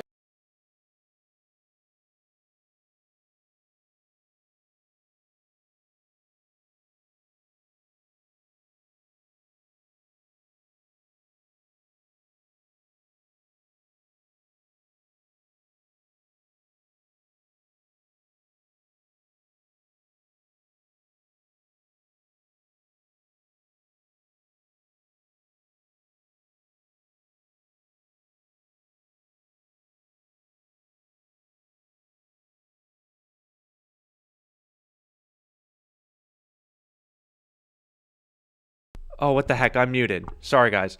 So what I was saying is that I'm not trying to be uncharitable, but like when he's comparing whether the Father is God by identity to saying that the sky would be blueness itself, that's what I'm referring to, not blue as a predication. Like, he was right. He thinks I'm disagreeing with that. If he would just chill out, he would know that dude, I'm obviously not disagreeing that the sky is blue in a predicative sense. I'm saying that if we then were to say it was blue by identity, that's not going to track for the Trinity. Do you understand? The very thing we're talking about. So it wasn't about. How is that not what I said? Gotcha, Alex. So it wasn't that part about the sky. You're a joke. It was about what you said regarding identity. Look at you clip farming. You don't know. Be ashamed of yourself. And now you're just commentating. I just told you. I'm not talking about your statement about the sky, Alex. Great. I'm talking about your statement about identity. I object to your attitude. Yeah. Okay. Got it. Listen, you don't know the difference between an is of predication and identity. I literally explained it the exact same way that you did, you idiot. No, you didn't. All right. So I said it's blue is a quality of the sky. That's an is of predication. All right. That's good. We got our first name. Yeah. So thanks for that. I'm an idiot. No, that shows that you're losing, right? I'm not going to call you an idiot because I'm winning. No, it shows that, look, you don't even know the basic thing. You're just trying to find a clip. Okay, I'm really not, Alex. I'm genuinely trying to reach your following. So isn't it true earlier that when I said the sky is blue, that's an isn't of predication? Yes, I said I disagreed. And then you started giggling like a little girl. Your point about identity, and I'm a little girl. He's really not tracking. So, listen, your point about identity is so crazy. Identity I didn't make a point about identity. You got to open your ears, Mike. I was talking about predication. Gotcha. I asked you the difference between them. Just giving me the definition of one that doesn't answer the question. Yeah, you answered that poorly. Okay. Well, because you started giggling halfway through. All right. Listen, can I get to these questions? A lot of commentary going on. Go ahead.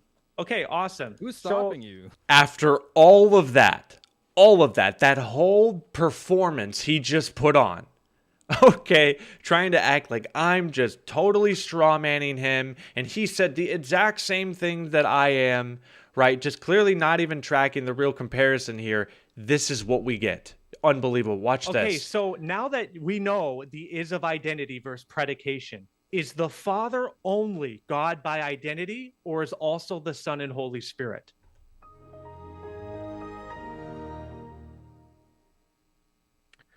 Honestly, I don't know.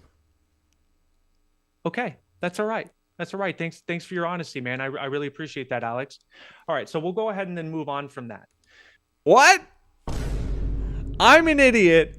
I'm a little girl. I'm a dummy. But you don't know the difference between an is of predication and identity as it relates to who the persons are. How are they God? And I mean, this is just so mind-blowing, folks. If anybody else who wasn't an open Trinitarian made this mistake, if you were a Muslim, if you were a Unitarian, if you were a Jehovah's Witness, right, a Latter-day Saint, if you don't know this distinction and you flub like that, especially after just totally pontificating on it, that you really get it and I don't, and I'm just trying to find clips, and then you don't know, they would never let you live it down, ever. They would crucify you across social media for years. They're doing it right now to all these people on YouTube, okay? Like, this is not some conspiracy theory. You get basic things like that wrong, and then they frame it forever. You're clipped for as long as social media exists in our world. So, I mean, I wanted to just make peace. Like, to me, that should speak for itself. And so I moved on. Okay, that's okay. We don't all know things, right? I do not want to be like these people. So many of you who reviewed this debate right here told me I should have kept going in on him. I should have ran this to the ground and just exposing that he really doesn't understand how the one God is the one God. You know, like just stating again, like it has to do with their mode of existence, isn't actually explaining the nuts and bolts of how this cake is really baked. All right, if you can refer to the Father as a proper noun, and what he should have answered is yes, by the way, that the Father is only God by his identity. That's the answer. That's what Joshua Sijuwadi is going to tell you. Then he just doesn't really, he doesn't know how to properly flesh that out. At least debate against me, right? Because then we're just, I could have run this right into three gods. All right, because he's going to trip up over identity. And I could just run questions with him about it. But I wanted to let it go and just be kind with him. You know, that was my goal. So, sorry, maybe I should have gone in more, but I was trying to not just be insufferable with him. All right. So what we should do is probably go to Isaiah 44:24. So are you familiar with Isaiah 44:24, where Yahweh says, I made all things, I stretched out the heavens alone by myself? You familiar with that? Here, let me pull it up so that I can look at it. If you need to freeze the time I'm not trying to run your time or anything, but I just want to have it in front of me. Yeah, sure. And you know what? I'm seeing some comments here. So just so you know, the context of this last question, right, is that if all the Father, Son, and Holy Spirit are God by their identity, then that's going to lead to This is not a question, James. This is not appropriate. This is a cross-examination. He tries to cover for it. Some people were like, wait, what does that mean? Oh, dude, if three of them are God by identity, then you're going to have three gods. And he wanted to shut that down. You're not allowed to do commentary and narrative to the audience, Mike. You mean like he did all the time and I just totally let him do it because he wants to? Come on. Dude, we're about to have an open dialogue, guys. If you can do that at the open discussion. Don't try to break the rules. All right, Alex, I thought you did the same thing. I'm sorry you won't let me do that as well. Mr. B says Dyer wouldn't have shut up about this if something like this happened to one of his debate opponents. That is correct. That is correct. And hundreds of his minions would be reposting it. You know it. I mean, if you want to object to it, fine. I'm objecting to you doing it. I don't think that's appropriate. All right, listen. So we're where? In Isaiah 44? 24. 24? Isaiah 44, 24. I'll give you an extra 30 seconds because of the look up here. For his own narrative. Fair. Yeah, nice. Thank you, Mike. I appreciate it. Am I the sky if I paint myself blue? 44, 24. Yes, sir. Okay. All right. When it says Yahweh made all things alone and by myself. Question, do nature... That's not what my Bible says. What manuscript are you using? That's like standard ESV. What's your translation say? You want to read it? The standard Christian one, that's the Septuagint. Thus says the Lord who redeems you and forms you from the womb. I am the Lord who accomplishes all things. Oh, yes, it does. Who alone? I guess the beginning of it was different. I am the Lord who accomplishes... Oh, so quick to be like, my Bible doesn't say alone. And then, well... Okay, my Bible kind of does say alone, but, you know, like, that's the student's attitude. That's what happens, right? You get too quick. You get too angry. You start making mistakes. But my Bible doesn't say that. Yeah, except it does. Accomplishes all things, who alone stretched out the heavens and established... And Sean, you said after getting Anthony Rogers to admit he believes Jesus himself, simultaneously in heaven, I stopped my cross and I was mocked for stopping. Sometimes you got to let it speak for himself, right? I didn't want to run him into the ground for that. I really didn't. Clearly, he was nervous about getting clipped, which he was, by the way. But that's the nature of this game. You didn't know. You were silent. And that happens like 3 or 4 times in this debate. But I'm not going to berate the man for it live. Not unless... I mean, I don't know. There are moments where maybe it's justified, but I just didn't want to do it. I'm like you, Sean. Let's play it safe. Publish the earth. My mistake. All right, that's fine. Respect. That's fine. He acknowledged it. Do it. natures act or speak apart from persons? No. Okay, so then you agree that the nature cannot be creating alone, yes? Yeah, I don't think God is a nature. Gotcha. So how many persons are there in the Trinity? 3. Was the Father and Son active at creation? Per John 1, yes. Then how can this writer say Yahweh declare he did it alone? I don't think you know the Trinitarian view, Mike. The Father is... You just don't get it. You just don't understand, right? Like, what? That's not a refutation. You don't understand, Michael.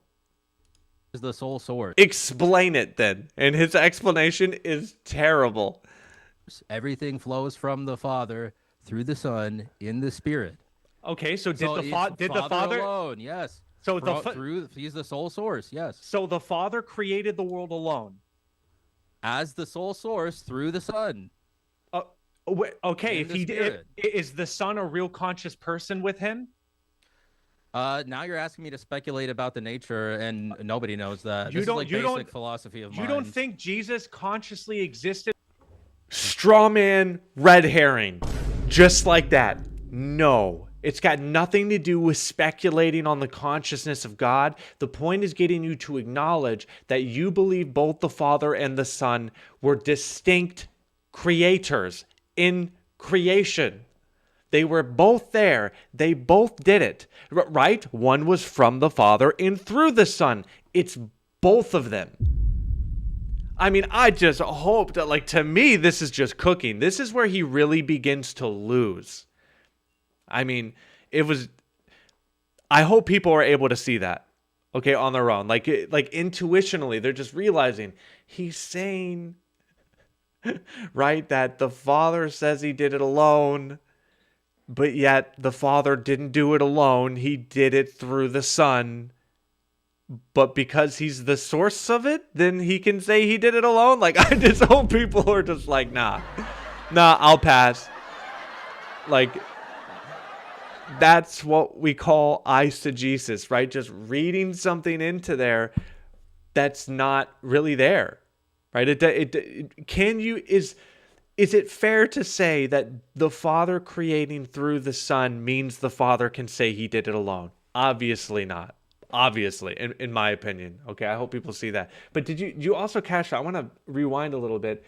Notice where he says we don't believe God is a nature. Listen to that. Declare he did it alone. Yeah, God is a nature. Nature cannot be creating alone. Yes?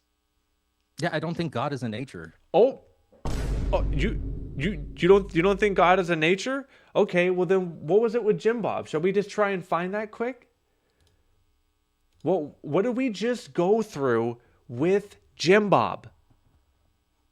Okay, in this video, where does he say it?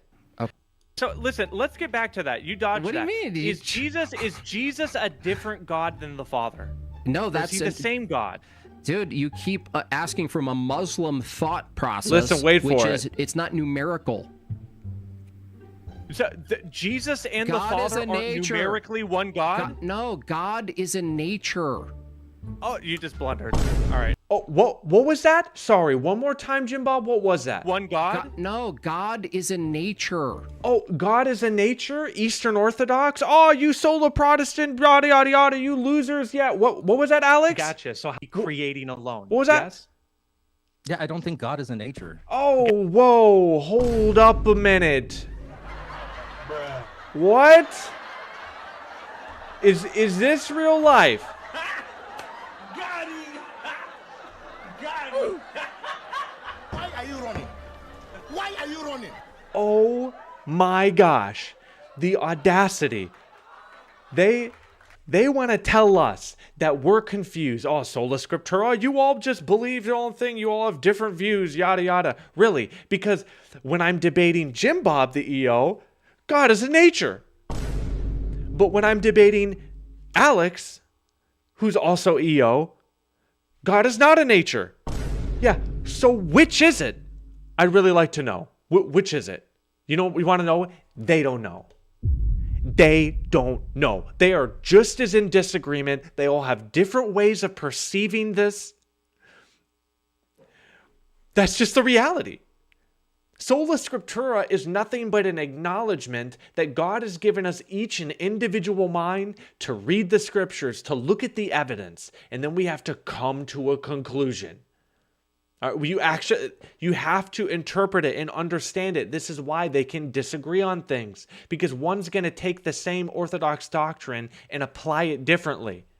I wonder how they'll try and justify that if EO end up seeing this. Jim Bob, Alex, if you happen to see this. God is a nature.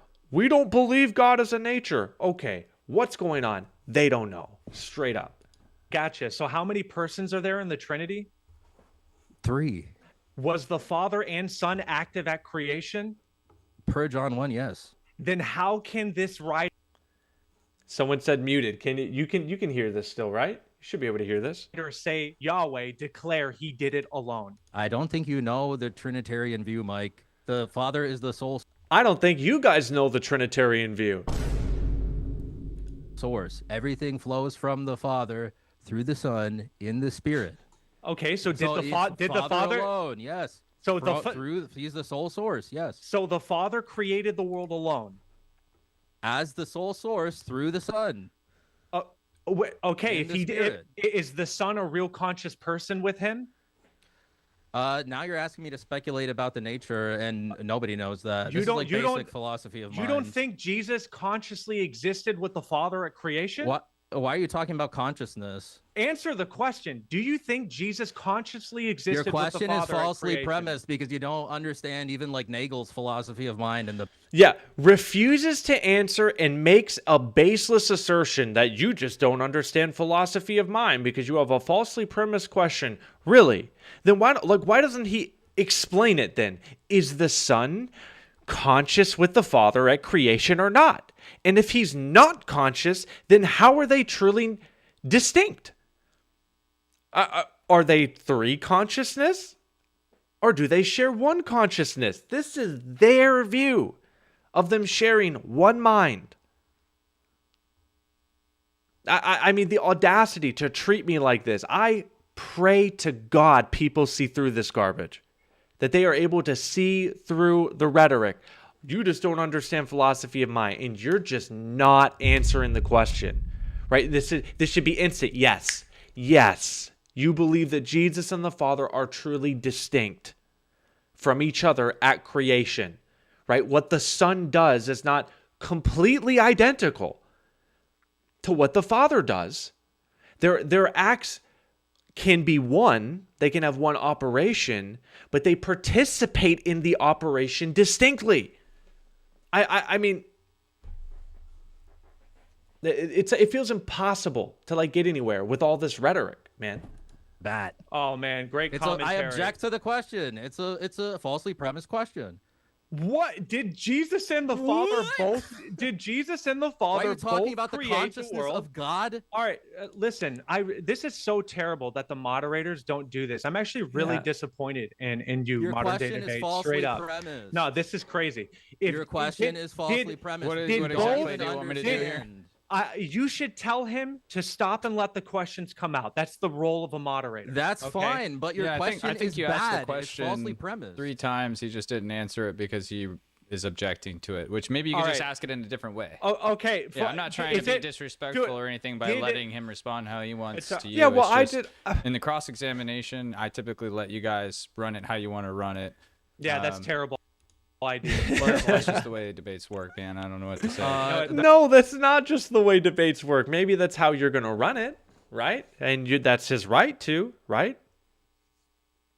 I didn't put him in charge of moderating this debate. The guy who runs Modern Day Debate did. That's his right to do it. Sure, you can do it that way, but that's just not how these things work. If he's not answering the question, like Mike has got to be smart enough to hear that and realize he's just avoiding the question. Right? Like, let me put it like this. What Alex could say is he could say, well, I'm not sure what you mean by consciousness. The EO view on consciousness is this. And so when we say that both the Father and Son create, we look at it like he could just answer the question. He could still answer it. To hit you with you just don't understand, and that's on a faulty premise. These are just ways of avoiding answering the question. Are you hearing me? Oh, it's tough to deal with this. It is. Moderator is not supposed to get involved unless you ask him, Mike. Listen. I just work here. No, it's nothing against you, Mike. I would just rather. That's my preference. Okay. Yeah, I need help because obviously I can't. I can't ask questions. He won't let me talk. Look at him constantly cutting me off. This is why Eastern Orthodoxy is. I wonder if Mike paused my time during this section. I haven't timed it. He paused his time when he was losing it. I wonder if Mike paused mine right here. I stopped. Hopefully he did. The time. This is why. Mike, W's in the chat for Mike. Where give me the air hearts. He paused it. He did it. Awesome. You guys are losing. Moment. No, because you can't answer basic questions. Did Jesus and the Father create the world? Yeah. Or did just the Father create it? Sounds like he's answering Jesus now. and the Father, yeah. Okay, so then how can the Father? Let me speak. This is a joke. So then how can the Father say he did it alone in Isaiah 44:24? Because the Father is the sole source of all the activities that go on through the Trinity. Okay, so then the Son didn't create with him. It was just the Father. Do you have learning comprehension issues? No, Alex, I just think from the Father through the Son in the Spirit. Yeah, so that would be 3 persons, not one. Listen to the they're not alone. It's wow. Wait, we need to see that one more time. He just went and tried to pull a Jay Dyer personality right there, but they just switched and be kind of fun. I like it. I dig it. It is funny. It's enjoyable to like watch. But it's still also like kind of diverting, right? It's sort of distracting, isn't it? He's trying to boister his terrible answer with some like humor to try and make it a little bit better. That's what's going on here. Look at this.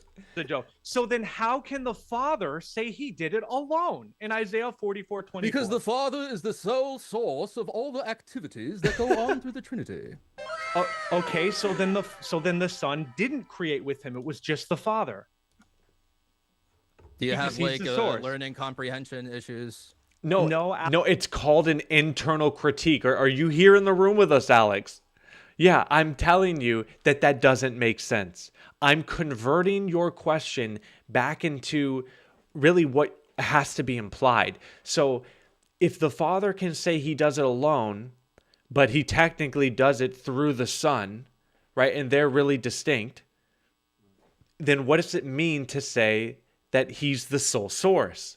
I'm challenging that by implying that that means the Son wasn't there, right? Either the Father does it alone or he doesn't do it alone. It can't be both. So if he does it alone, then that means the Son isn't there.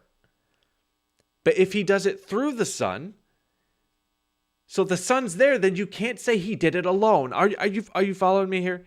All right, this should be pretty straightforward. Do you have comprehension problems? You just don't understand the position. No, I'm challenging the wonkiness of your view that somehow the Son and Spirit can be active at creation, but he does it alone. Alex, I just think the Father does it alone. It's ridiculous. Father through the Son in the Spirit. Yeah, so Wake that up, would buddy. be 3 persons, Listen not one. to the birds. They're not alone. It's the sun Alex, is up, dude. The flowers are opening. I really don't know why you're being like this right now, Alex. I'm actually because your questions are dumb. Yeah, they're falsely premised. You don't even understand my view. Yeah, man, so dumb. At least I did the reading. I read the dumb dynamic monarchianism book and all rhetoric. All of this is just rhetoric, a distraction from the point that you can't say the Father does it alone if he did it with the Son and Spirit. Okay? Diversion, red herring, personal attacks. That's all that this is. And I guess it fools Eastern Orthodox, but I pray to God it doesn't fool you. And it doesn't fool the majority of people watching who realize that he is avoiding the question and taking it somewhere totally different. Justin Smith's book, which you told me to read. Yeah, there are other books. I asked you what I should read to know my view. You didn't ask me. Awesome. Okay, Yeah, that's how you know he's right about Isaiah 44:24, because I just didn't do the reading, right? You got to understand from a debate perspective, the reason why we know this is totally off topic is because you can grant it and he's still not right. All right, I didn't do the reading. I don't really know your position. Okay, so then it still makes sense to say the Father does something alone when he actually does it through the Son and Spirit? This is weak sauce. This fools simple-minded, silly people. Let's try and continue. All right. You don't know my view. Do you agree? Your questions are dumb. Nice claim. You're refusing to answer, but we'll try anyways. Okay. Do you agree? Answered all your questions. Do you agree that the Father, Son, and Holy Spirit have one mind? Yeah. Okay. So then when the Father loves the Holy Spirit, is the mind that gives and receives that love the same? Yes. Then how is that different than just God loving himself? Because you're confusing the categories of mind and consciousness. The nous is not the same thing as consciousness, and you're speculating about the consciousness of God. Are you familiar with, like, I understand it's not my time to ask a question. Yeah, so then don't ask it. Okay, can I expand? Would you like me to expand on this or no? Because If you don't know about philosophy of mind. I do actually. Oh my gosh.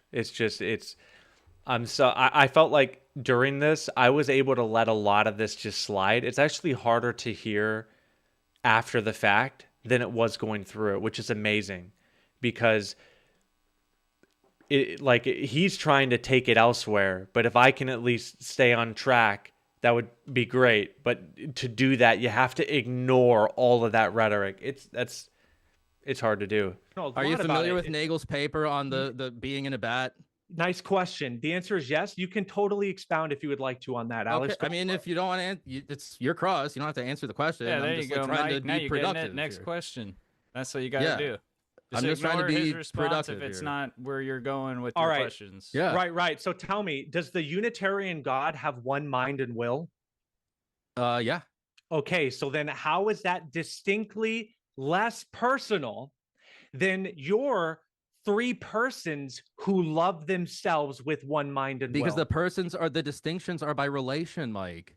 Don't you know this? Yes, dude, relations do nothing to solve like that would Okay, just giggling entail is not going to win you a clip. So Alex, I think that would entail modalism because if he's just one mind and will, one center of consciousness and agency, right, who relates to himself in three different ways, that would be modalism, okay?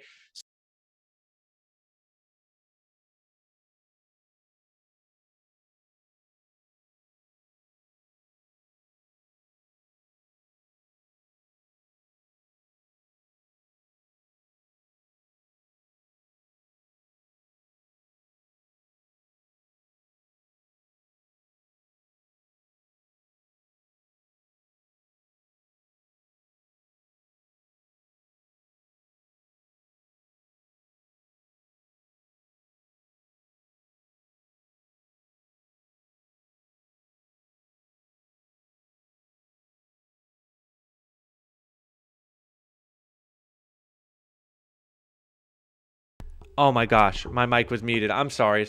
Sorry, guys. So, listen, that was probably harder for some people to catch. But what just happened is that he actually agreed with what I'm saying and tried to justify it through relations. So, notice, he doesn't disagree that having one mind entails one center of consciousness. He doesn't disagree with that. But he's sort of trying to make it seem like he does by really making it about their relations. That's what's going on here. And the problem, as I just pointed out, is that if you still agree that they have one mind, one center of consciousness, then that would just be one mind relating to itself in three different ways. That doesn't solve the problem of how, like, that's meaningful. Is my question, right? So we as Unitarians believe that God has one mind. All persons have one mind. Hello, like we have one mind. Okay? So we know how that works. That's very basic. So how is it meaningful for the Son or the Holy Spirit and Father to love each other if it's the same mind both giving and receiving that love, right? It's the meaning. How is it meaningful? Just claiming, oh, well, that's because it takes place through relations. What? That changes nothing. Okay, so then the same consciousness just relates to itself in three different ways. That changes nothing. He really needs to disagree with that, is what he has to do. That's the point of this argument, is that he would have to say, well, no, they are more like three distinct centers of consciousness, and then he contradicts himself. So I love this line of questioning because they get cooked no matter how they answer. If they say there's three consciousness, now they're just outside orthodoxy. But if they still affirm, yeah, it's still one consciousness, I don't care how much layers of philosophy you want to wrap that in, right? Just repackage it in relations. All right, that doesn't change that it's still one center of consciousness and agency. It just does not answer the main point or the question. So, do you agree that the Bible tells us we should love our neighbor as we love ourselves? Okay, so that question was compound and it's falsely premised. But I'm going to answer your question anyway and move on out of good faith. But I have to put it on the record. These questions are so bad because you don't understand our view. But yes, the Bible says. See, I'm getting frustrated. You just don't understand. You just don't get it. That is not an answer to how the Father and Spirit can have meaningful love with one mind. That's the question right now. Okay, because clearly the Unitarian view doesn't have that problem. We believe that God loves himself. Straight up, flat out. Yes, that's how love is grounded. It's the same thing with the commandment. This was in my presentation where I pointed out what are the greatest commandments, that you should love your neighbor as you love yourself. So loving yourself is the grounding for proper love to others. So yeah, that's right. God has no dependencies. None. He does not have to depend upon loving someone else in order to be perfect love. He can do that as one person, and that's the standard for how he loves everything else perfectly. You understand? And their view is just inferior on all counts because it reduces the persons in their divinity. How can the Father be fully God if he needs the Son and Spirit to be fully love? So the persons have dependencies on each other, but they're each fully God by themselves. That makes no sense. And so all of this, you just don't understand our view. You just don't get it. I have to put on the record you don't understand, is not answering the question. And it's frustrating me. You can see it visibly. Look at my face right now. I'm just like, what do you do with this? Because you want to address that, right? You want to be like, actually, I do. Like my question, you gave me a yes to my question. You prove that you get it. It's the same mind loving itself. But if I start talking about that, then we're off topic. Now I'm dealing with whether I actually know their view or not, and not whether or not persons in a Trinity can experience real love. You understand? Oh, it's frustrating. That you should love your neighbor. How many times have I said this is frustrating? It is. As yourself. Okay, so does that not presuppose loving yourself as a valid standard for loving others? Yes, in relation to other people. Got you. Okay, so then, is it not true that the Unitarian God can ground love as one mind, will, as one person? No, because even in that loving your neighbor as yourself, you have two persons and you have a distinction of relation. Oh, still, nope. Didn't even catch it. I want to handle some of these questions first. Or Kingdom in Context, Sean, he says he clarified that he didn't make you articulate your question to include one divine mind and will, but I still think it's incoherent to say Jesus has a human body containing a divine will and mind. Yeah, so he did that when you spoke with him, right, in his after show. He clarified that for you. Mr. B says, you're right. We don't understand, and neither do you. Goofronic says Unitarian is real, Trinitarian is big no. So funny. Listen to that one more time. In that loving your neighbor mind, will, as one person. Right here. No, because even in that loving your neighbor as yourself, you have two persons and you have a distinction of relation. Wrong. He doesn't get it. Folks, it says loving yourself. Loving yourself. So clearly the relation is first grounded in yourself. A relationship with yourself, not with someone else. And as I just pointed out, if that's true, then each of the persons has a dependency. Right? Because it has a relation. Okay, but you're still dependent upon someone else. No, the command to love your neighbor as you love yourself, love is not grounded by your relation with someone else. It's grounded with your relation with yourself. That's the golden rule. To love others. To do unto them as you would want. You know what you want. You have to put up with yourself every single day. And we have concepts, right, like self-love, self-care, mental health. You have to take care of these things. These are you. You have a relationship with yourself. That's the phenomena of mind. That's the real philosophy of mind. This is why you could say things like, I was hard on myself today. Right.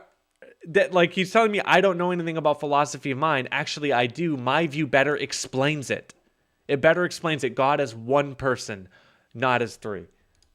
Okay, yeah. So he didn't even track that. He thinks that's grounded in loving your neighbor. No, it's loving yourself. And that's how you know to love your neighbor. You can't even fulfill that command without loving yourself. I just told you how the relation solves nothing. We're going to go ahead and move on. No, you didn't. Okay, do you agree that the doctrine of the Trinity depends upon categories like ousia, hypostasis? Those are the terms that the fathers used at the time in order to exposit this doctrine for us. You can use ousia, you can use essence. These are like certain categories, I guess, that they just use they're just useful. Yeah, got it. Okay, so then do you agree that the church fathers did borrow the language from Middle Platonism? In a sense, yes, and in a sense, no. Okay, so I'll just, Your It's a Honor, complicated motion answer. to strike everything after yes. Okay, so well, as you said in your tell own me. answer that they use the same terms, the same words, but they change the concepts underneath them. So as you said, ousia and hypostasis were identical at first. He's trying to move on clearly. Sorry, buddy. Thank you. If he's letting me talk, I mean, then I should be able to talk. That's true. I just no, thank you. Okay, got it. If he Yeah.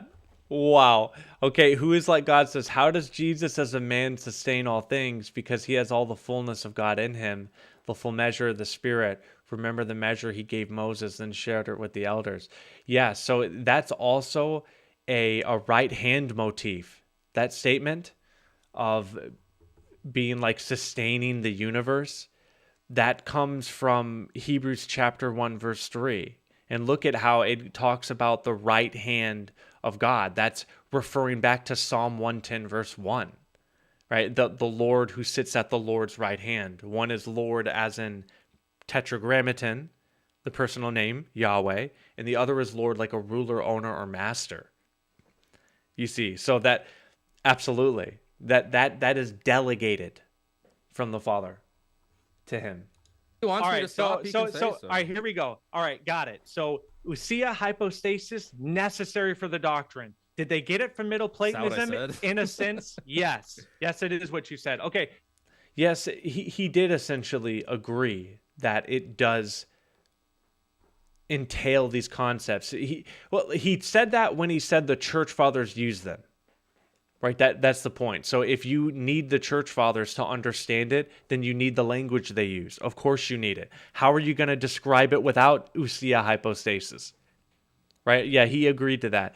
And then the next point there, he did in fact say that. Should we just back that up real quick? Got it. So letting me talk. I mean, terms the same. Well, it allocated motion to strike everything after yes. Okay. So. Yeah, right. So he did in fact agree, though. They do get it from post-biblical, Middle Platonic language. He said yes in a sense. Yeah, strike everything after yes. He agreed. Okay. Same word. Here we go. They get it from Middle Platonism, Platonic categories. Does the Bible use English? You're asking me a question to my question. You're doing really bad right now, Alex. Okay, does the Bible use Middle Platonic categories? Please answer. I think sometimes Paul uses some Aristotelian language, but categories, that might be an overstatement. Okay, so all right, so we'll take that as a no. Would that be fair? Like, it's not a really. nuance to no. A nuanced no. Okay, so you would still then... Do they use the categories or not? Like, these categories are necessary for this doctrine. In my opening statement, I pointed out what is it? Very famous scholar. Oh, man, his name is slipping me. It's in my introduction, where he flat out says that nature, essence were not primary categories in Jewish theology. They just weren't. And he's a Trinitarian, the scholar. They, had to admit the truth. Agree then that for the most part, the doctrine of the Trinity depends upon category distinctions the Bible doesn't make. Straight answer. Come on.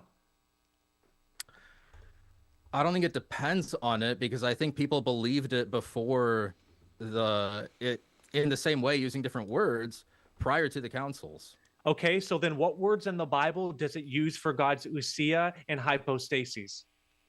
I think it just uses different divine names, like you see in Saint Dionysius the Areopagite. Yeah, in the scriptures. Okay, what words does the Bible use for ousia and hypostases? You're basically assume that I'm making a word concept fallacy. So then what are the other words? 45 seconds left, Mike. All right, but then dang it, man. That's all the time I got. Okay, in John 5:30, Jesus says, "I can do nothing on my own." Alex, what does nothing mean? I'm sorry. You can add 15 seconds. Can you please repeat the question? In John 5:30, Jesus says, "I can do nothing on my own." Some texts actually put authority in there. What does nothing mean? Yes, he receives everything from the Father. What does nothing mean? It means nothing. He receives everything from the Father. Awesome. Thank you. I yield my time. Oh, love it. What a good, strong way to end.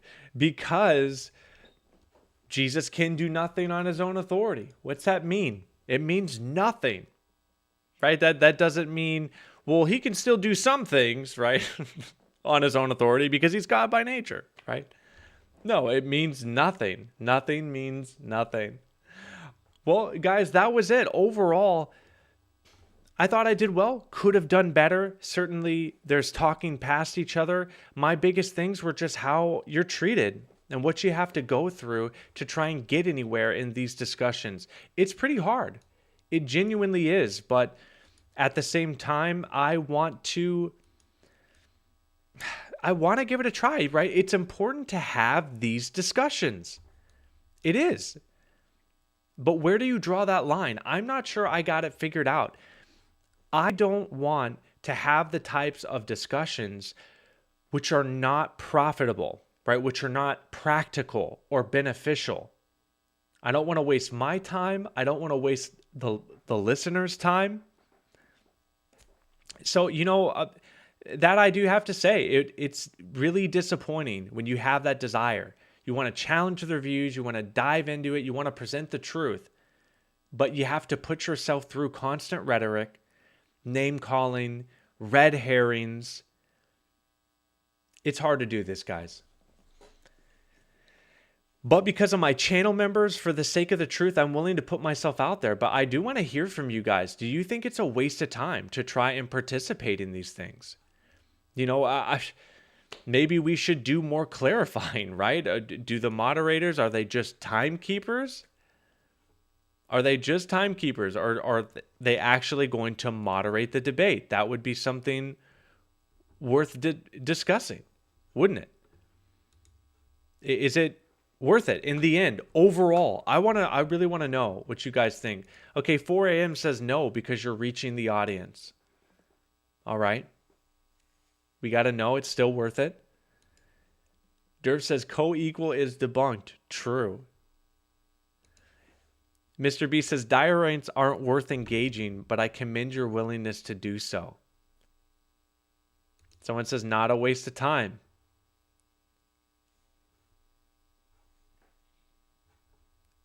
Tom says can't force your free will.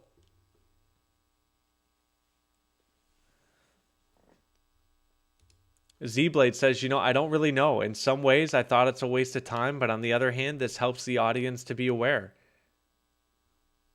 Rosalind says, thank you for being out there to expose themselves. Out there, they expose themselves. So it seems like Rosalind says it's worth it. And you're welcome. Thank you for saying thank you. Because it's tough. You put yourself out there. I mean, there's like a massive cult. The EOs that you have to put up with, not just in a debate like this, but also their following. I'll probably be hearing about this for months from his comments or from like his followers and just everybody in that sphere. Oh, excuse me. I shouldn't generalize. It's not everybody. There are solid EO guys. There are very solid EO Christians out there. And I've had good discussions with others who really aren't that bad. So I shouldn't overgeneralize. But there is a pretty heck, especially like Jay Dyer. He's got one heck of a cult following. And you just can't engage with many of them without also being susceptible to them. And so I appreciate you saying thank you for putting myself through it. Mr. B says, I would like to see you keep dunking on Jim Bob, though. Jim Bob doesn't want to. He put on X, he's like, no more screen time for you. This is what he said. No more screen time for you. I watch Jim Bob because of his content on evolution. And then every now and then he'll just start trying to dunk on Unitarianism. And it's just so bad. I have to call him out. That's what that was. That is what that was.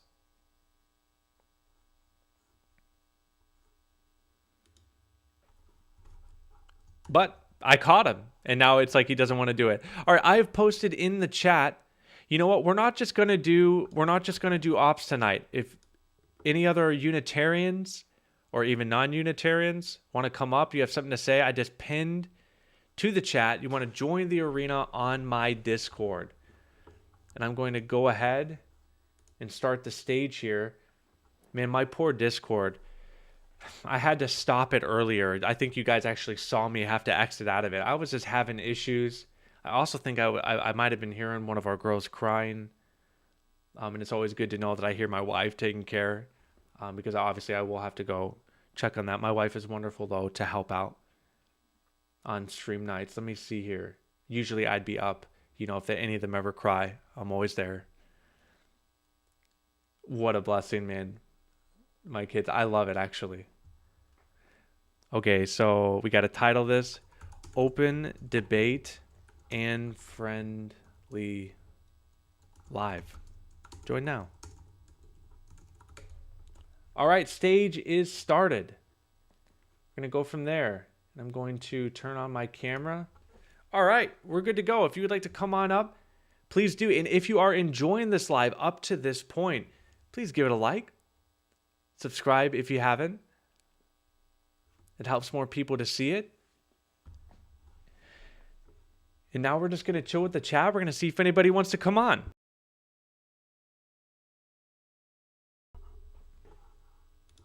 He says, Tom says, the Holy Spirit and unholy spirit watch. I'm not sure what that means. Shia Watts, the Second Temple period Judaism literature would say different, Clyde. Okay, what did Clyde say? It's proved it's not showing up anywhere as an accepted belief before at least the 1st century. You'd have to prove by showing where the Trinity defined in Nicaea before then. Yeah, you would have to. There are very vague descriptions, and some of the descriptions by the earlier patristics are heretics now, like Tertullian, like Origen, and a few other lesser ones that people don't really know much about.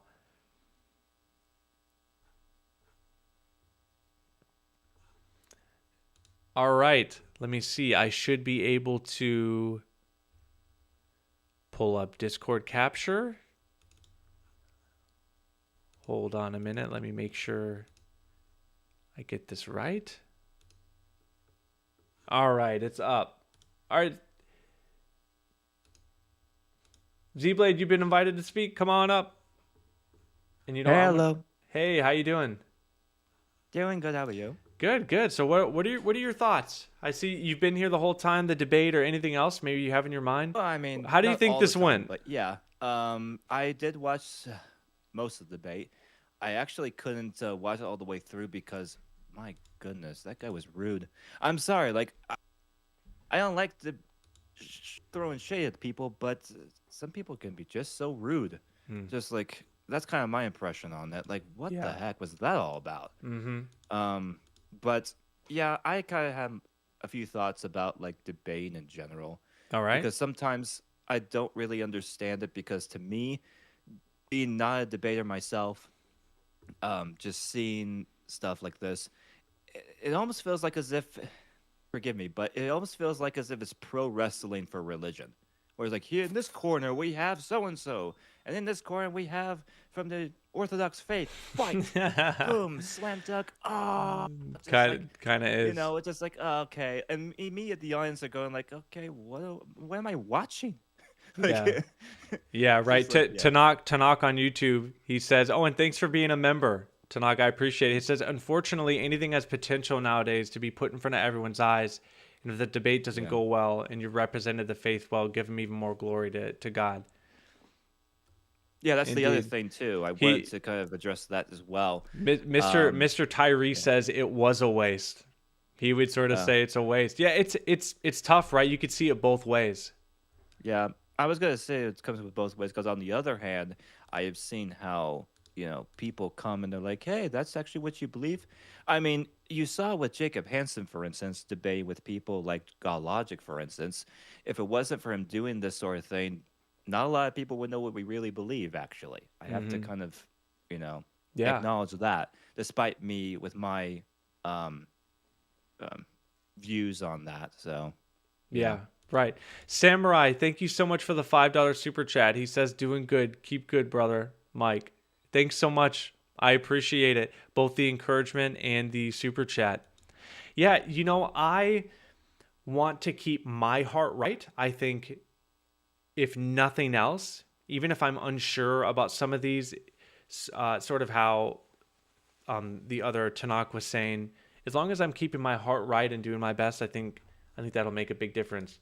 What's up, Right. Aldia? I see that you joined. How's it going, man? What's on your mind? Oh, I was muted. Oh, sorry. Okay. Hey, good morning or good evening. I do not know what it is. It's going great. How are you doing? I'm well. I'm well. I'm well. Thanks for coming on up. So, what's on your mind? Did you get to see the debate, or do you have any comments about anything else? Yes, I saw the debate and it was painful to watch. But that's something else. I I had a question because at some point he said God is not a nature, and I kind of lost my mind there. I was like, wait, what are we debating then? Like, Mm-hmm. what? Um, but my question is, what do they actually believe? Is it that they believe that God is the nature, and then like the proper noun is Yahweh or the Father or something? Because now I'm lost, actually. Yeah, so it is pretty complicated. Again, they don't really know because many people see it differently. Like, I mean, if you're going to try and hold a consensus, like their view is not, they don't believe that God is identical to the nature, and by that I mean the title. Like God as a title. The title isn't identical to the nature, but there is a sense in where they believe God as it refers to a person. The person is the nature. Like they will say that each person is identical to the nature, but not identical to each other. That's actually where relative identity comes in, because Okay, wait. so relative identity is going to say that they are each the same God, like they're identical in one way, but then not in other ways. They're not identical as persons. That's sort of like the So, really short way of putting it. so they are actually saying that, okay, let me take this example. Like Adam and Eve, they are both human, right? Ontologically, they are human. Mm-hmm. That's what they are saying. That's what they mean, right? Like the Father and the Son, they both have like the God nature. That's what I. So that is correct. You know, it's interesting. There was also Bo Branson made a comment about this just earlier today when Alex was streaming live, and he was saying that I was using the word nature to refer to like a list of characteristics which pertain to what you are, and they're essential. He disagreed with that. He said that really it means what the Greeks would define as like an internal principle of motion.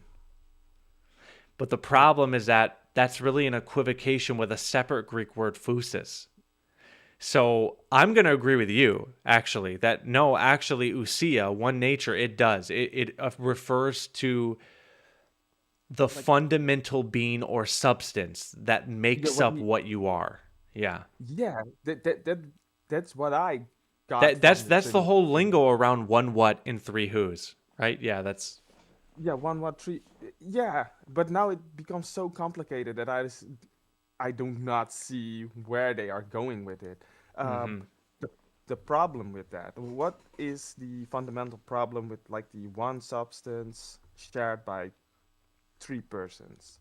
Because there are some verses that they do not go along with that, or a lot of verses in your case, I guess. Right. I um, guess it sort of depends, huh? like Uh, uh, a son mhm. of God named Miles. Sorry, at one point he says, Mike, at some point I might come on here to talk with you. We'll see. Can't today. I'm at work. As a non-Trinitarian, I have some things I'd like to bring up. Well, hey, you're welcome if you want to. Thanks for tuning in while you're at work. I appreciate it. So yeah, so what exactly are some of these are some of your questions in like the verses? So how are you seeing this? Oh, no, no, I was asking, is there like a specific verse that I can look at that, We'll like talk um, about this. yeah, that like contradict this thing, right? So I know there are a so lot, but the issue is that the Bible uses the word ousia twice for property. That's what's it? Luke chapter 15, I think. verses like 20 or 30 something, they literally translated as property. It was something that you owned. And the word hypostasis is used in the Bible 5 times, New Testament, but it really refers to,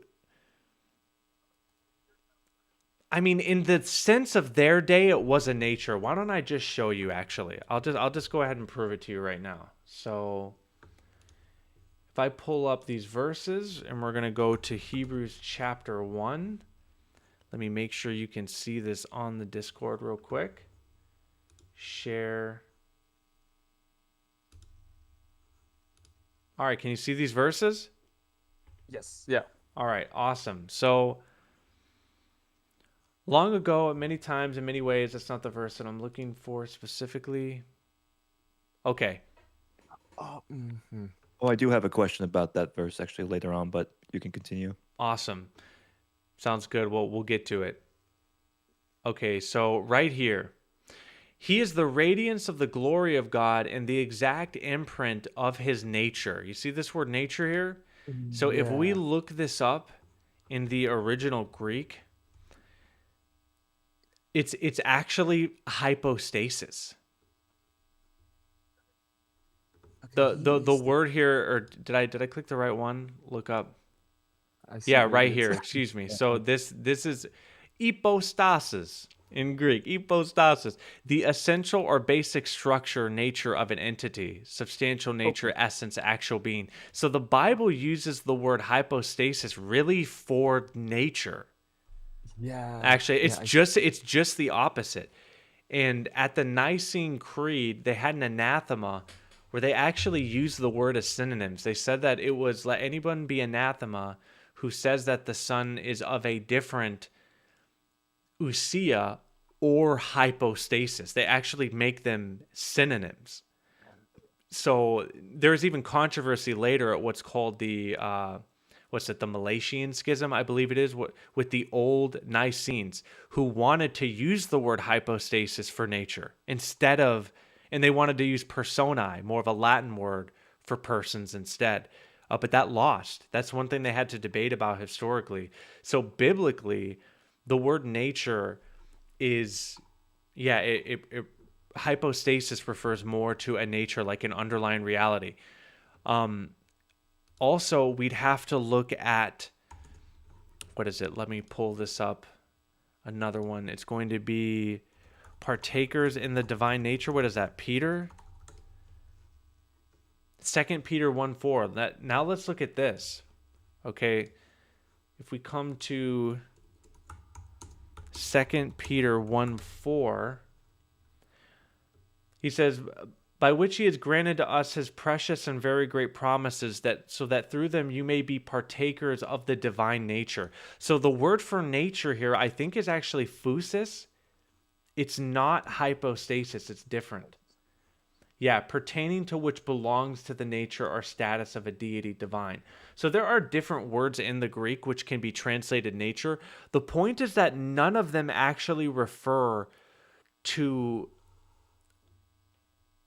us like in ousia, a substance.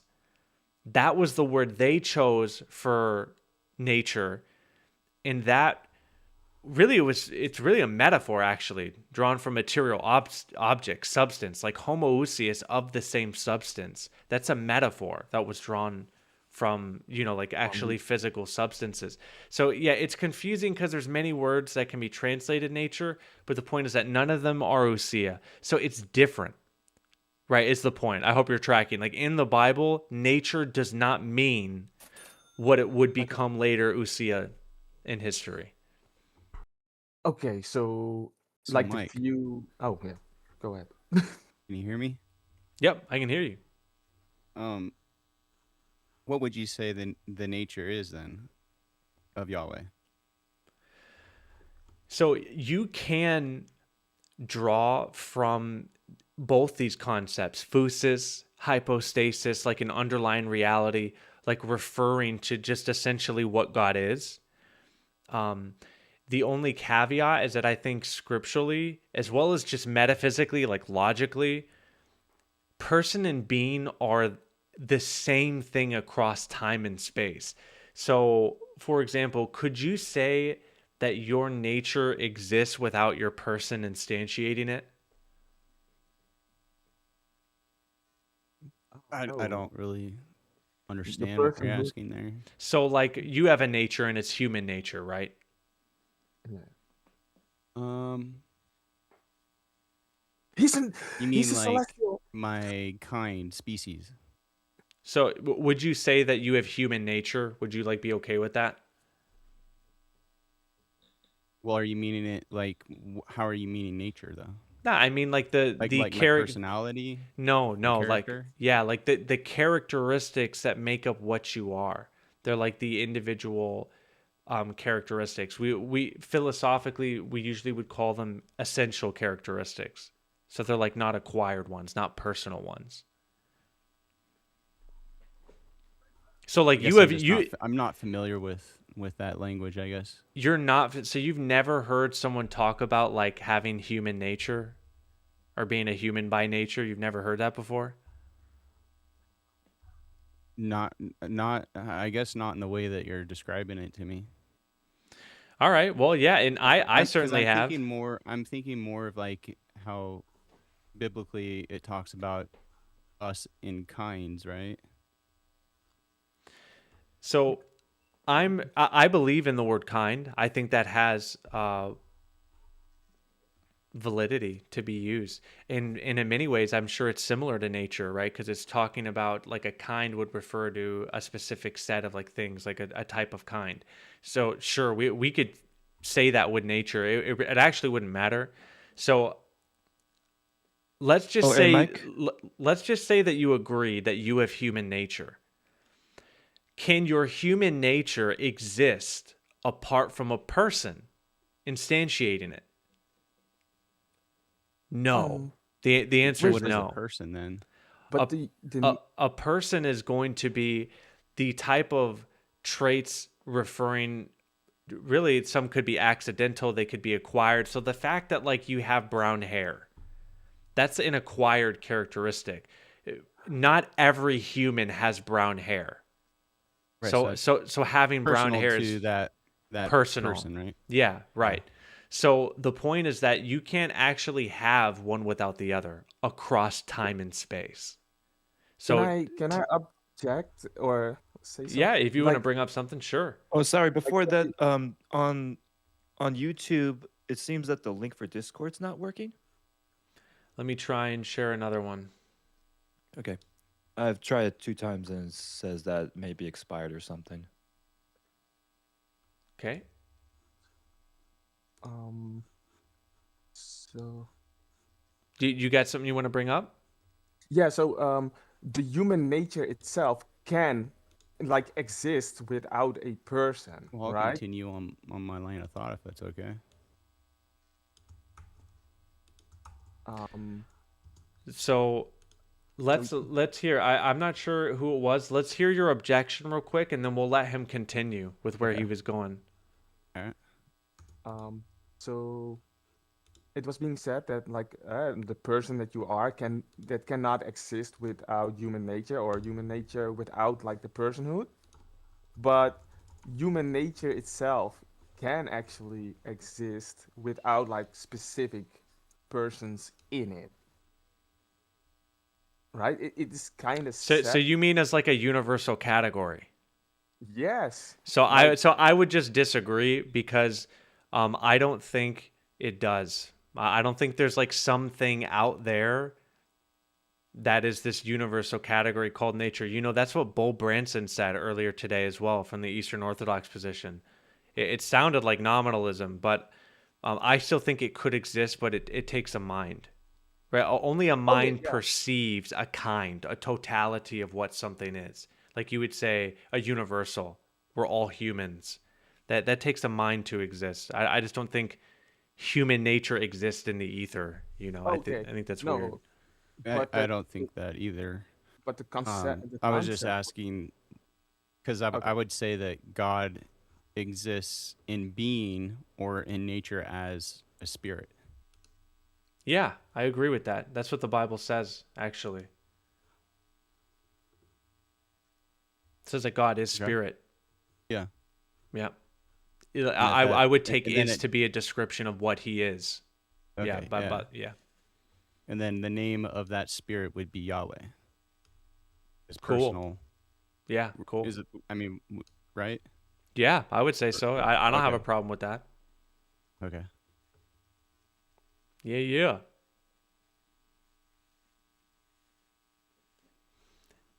Well, thanks for sharing your thoughts. I appreciate it. Does anybody else have anything that you wanted to talk about? A question? Anything pertaining to the debate? I'd love to hear it. Well, I did have one. Well, excuse me. I did have one kind of question. I think Caleb had one, so I'll be quick. Because I noticed in the chat on YouTube, someone brought up the Hebrew scripture where he said, "By whom he created the worlds," meaning Jesus. And I guess based on my point of view, it seems that he kind of has a point in that it seems like Jesus kind of like created the worlds according to Hebrews. I want to know what your thoughts were on that. All right, great question. So here we have the scriptures here on screen. I'm going to have to switch back for YouTube, and then I'll switch over. Okay, so if we just come and take a look here at Hebrews 1, there's a bunch of things we have to keep in mind. So the first is that what's going on here is multifaceted. One of them is going to be a right hand motif, which goes back to Psalm 110 verse 1. So we're going to keep verses 1 through, we'll keep verses 1 through 10. Yeah, I remember you mentioning chapter 2 where it references Psalms, right? Chapter 2 does as well. You know what? We're going to get chapter 2, which I think it's verses 4 and 5.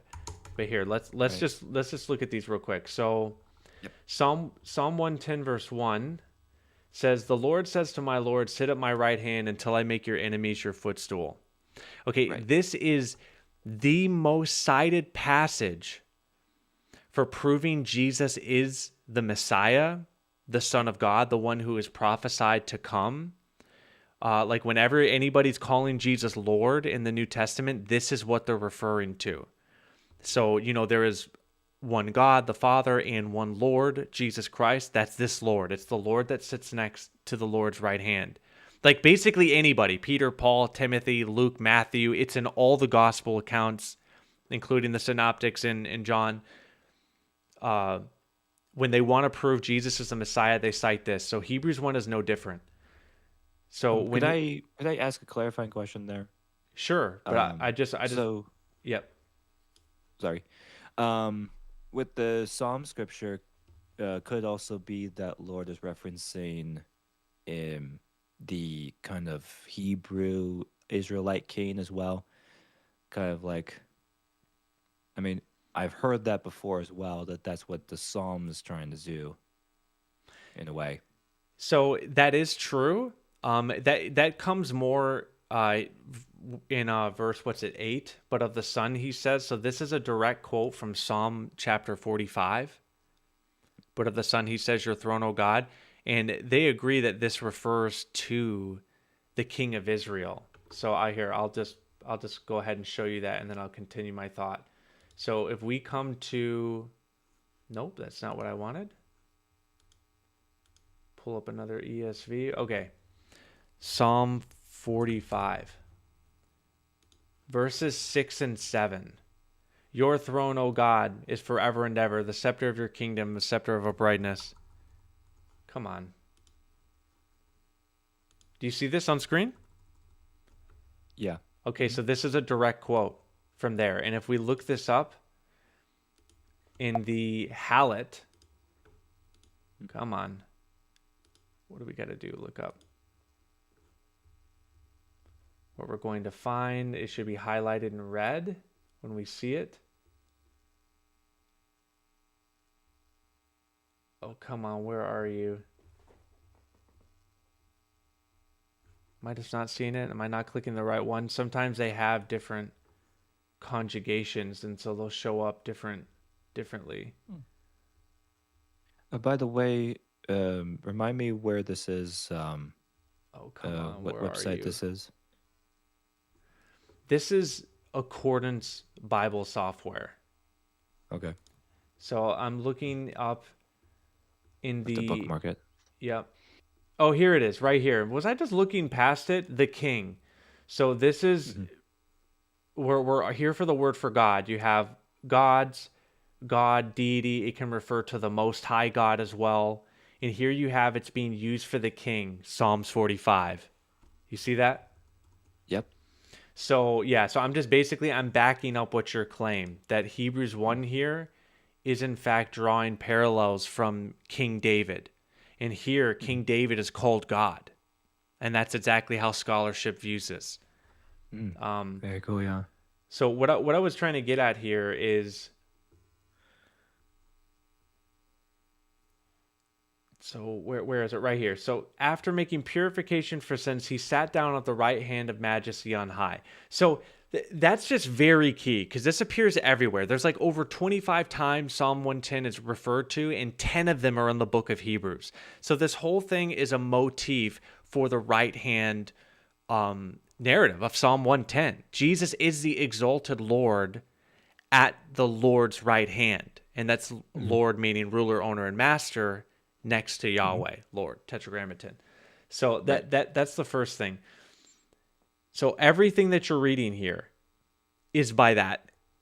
And I think the second thing I'm going to point out then is that you're going to see that by all these words, right? He was appointed the heir of all things.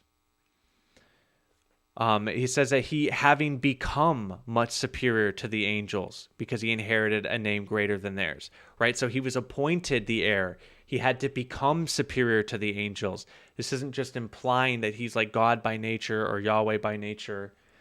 And in terms of your question about, well, how can it say everything was made through the Son? That's referring to wisdom. Christology. So now you have a second motif going on here in Hebrews. This is the same thing that you're going to get from, so here, if we just keep this up, so that's verse 2, Psalm 10, verse 2. A little bit of a 8, little bit of 6. pushback here, I guess, a little bit. How do we know that this is wisdom literature here kind of deal? So how did God create everything through him? What's that what's that referring to? The Word. The Word, exactly. That's correct. So that's number one, the Word. God created the world by his Word. So the word logos. Yeah, so man, there's so many things that we could bring up. So just let me just start here. So John 1:1, let's bring up these. Okay. Yep. John 1:1, the word for word here. What happened? I brought up the whole verse of Colossians. We're in Colossians. I think it's 1 verse 16 is what I want. Comma. Okay, here we go. In the beginning was the Word was with God, the Word was with God. All right, look at this up. The definition of the word logos, what it refers to. Come on. In this specific context and use, is the personified expression of God's wisdom, like in Jewish wisdom literature. That's actually the definition of this word. It's not a real person. It's a personified expression of God's wisdom. So think about it. You have God's wisdom in his mind, and the way he expresses that is by his words. He speaks. Word is the expression of God's wisdom. Are you following? Are you tracking? This is how I think they would have been interpreting everything being made through Christ. All things were made through him. It's the same thing in 1 Corinthians 8:6. For whom all things, in one Lord, through whom are all things. Colossians 1, for by him all things were created. Invisible, all things were created through him and for him. So all of this is based off of a wisdom tradition.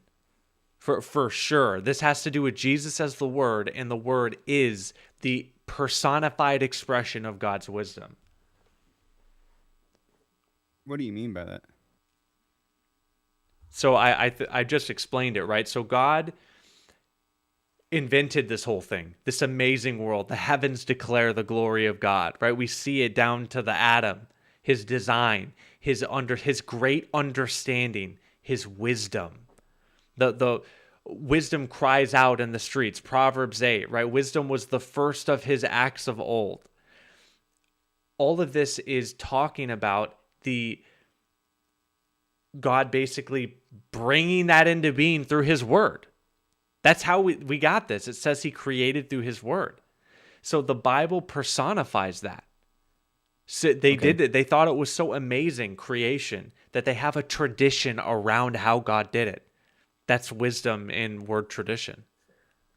Okay, but going back to Hebrews, it does. I agree that it does reference like John 1:1, and there's no mistaking about that. But it does also say that by whom he also created the world. So maybe the word could be a title for Christ as well. That's what I'm saying. That's what I'm that's saying. What you're saying. Okay. Yeah, dude. The word is like was embodied in Christ. Like, so this is why it's so like important to know of wisdom literature of the Second Temple period. Why you got to study it, because all of these statements aren't said in a vacuum. Right? They're heard within the context of their culture, of all the text and commentary which existed in their day. And so there's already a whole understanding around God's word and his wisdom. So John 1 is referring to that, and it becomes embodied in Christ like an attribute, right? Christ reveals God's wisdom. This is what Paul says in 1 Corinthians. Watch, we can come here to, I think it's just chapter 1. Isn't it? Chapter 1. He says it's in like the right here in the beginning. Come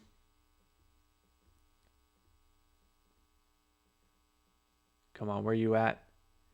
There'd be no divisions. Give me one moment. It's down to verse.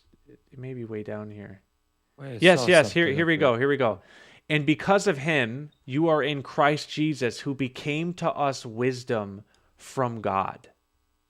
And there's another place in here too where he calls him the wisdom of God.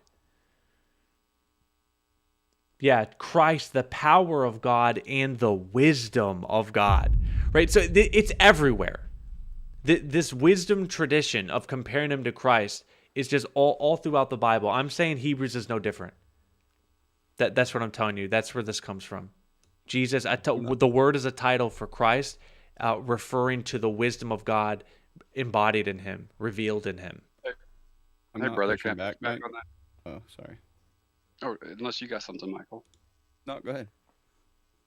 Yeah, so I think that connects it to Proverbs 8, though. Like, I'm the Arian, by the way. I believe in two divine beings. Heretic. But, yeah. I'm kidding. Yeah, well, don't worry. I'm a heretic too, apparently. I'm Mormon. Yeah, we're all used to it, I'm sure. You deny the Trinity.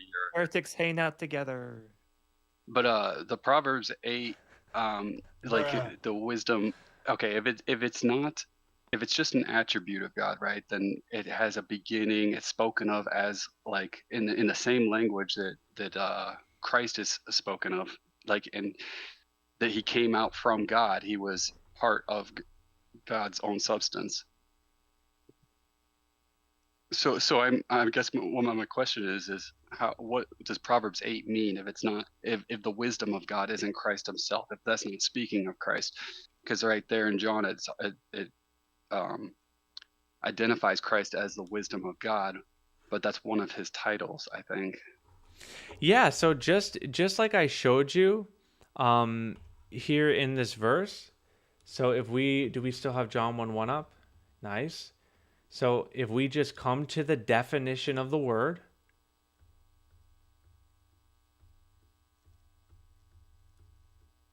but isn't this by the Jews, the definition? I'm not sure what you mean by that. This is the BDAG. It's a Greek English lexicon, and it basically gives the definitions of words based on the entire Greco-Roman period. So I'm saying that the Logos, they're still acknowledging it's a personification. Right? Wisdom tradition doesn't assert that wisdom is a literal person. Right? When the sages wrote and read Proverbs 8, they're not thinking wisdom is a literal person. They're thinking it's a personification. It's a poetic device.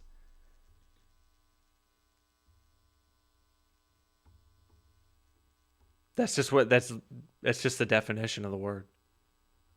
So in John 16:28, Jesus is talking plainly that he came out from God, and then of course John 3:16 we all know is it pretty well known, and it summarizes the gospel up pretty well.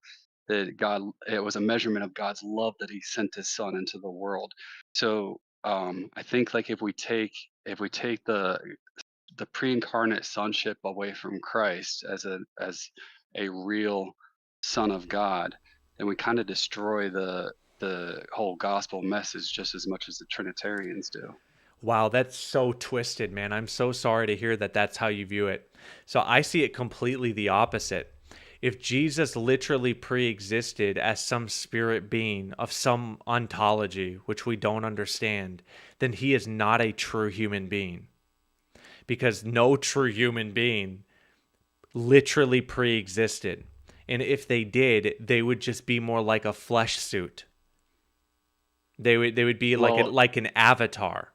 Right? That's not what the Bible teaches. The Bible doesn't teach that Jesus is an avatar of the second person of the Trinity or of this literal person who existed there. He comes into being in the Bible. For example, in Matthew 1:18, the word for birth that they use literally means to come into being at a specific moment. Right? That's like the way, Matthew 1 also gives the genealogy, right? Luke chapter 3 also gives the genealogy. Why? He also said he was the Word became flesh. You agreed with that, though, right? Yes. So that again, so he still pre-existed as the Word, just not as a self-conscious being. Yes, that's correct. We call this notional pre-existence. So he did pre-exist, but not literally. It's a notional existence. But also the idea of Jesus Christ existed in the foreknowledge of yes. Yahweh. Yep. Absolutely. There's basis in that both. It's not in the way the Trinitarians say it. Yeah, correct. Very, very well said, man. That's it. There's a ton of evidence for that, not just in the Bible, but outside the Bible, even in the Talmud. Even in the Midrash, in the Mishnah, it's everywhere. That's what they thought. There were something like 7 things which pre-existed in God's mind. And one of them is the Messiah, the plan for the Messiah, his name. It's pretty cool. That's the context. That's it, right? Not the Council of Nicaea. One quick question. That's not a son. So how many people is the maximum for this panel, by the way? I don't know. Because Yo wants to come up, apparently. And he's a Trinitarian, I think. Oh, I see him. We'll invite him. Okay.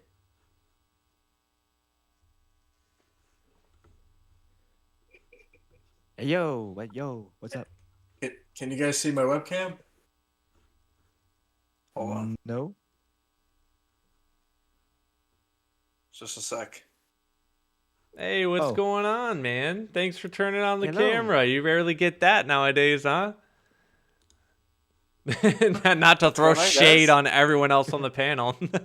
Okay, well, I'll turn on our cameras now. It's nice at times, right? Oh yeah. Well, I wish I'm ready, man. Have like that kind of thing, but yeah. What's going on? What's going on? What's on your mind?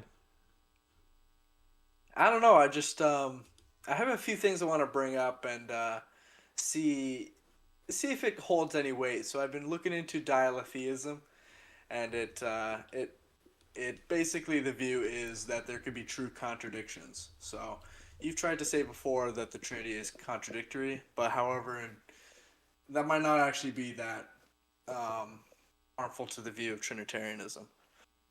If you look at dialetheism. Sorry, could I ask? You said that it's the belief of like contradictions. Could you explain what that means, or?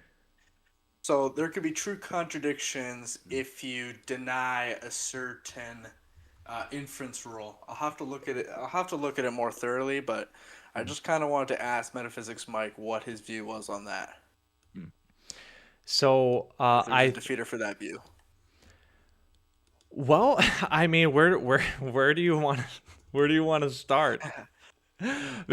So you've said before that the human nature and the divine nature contradict each other, right? Mm-hmm.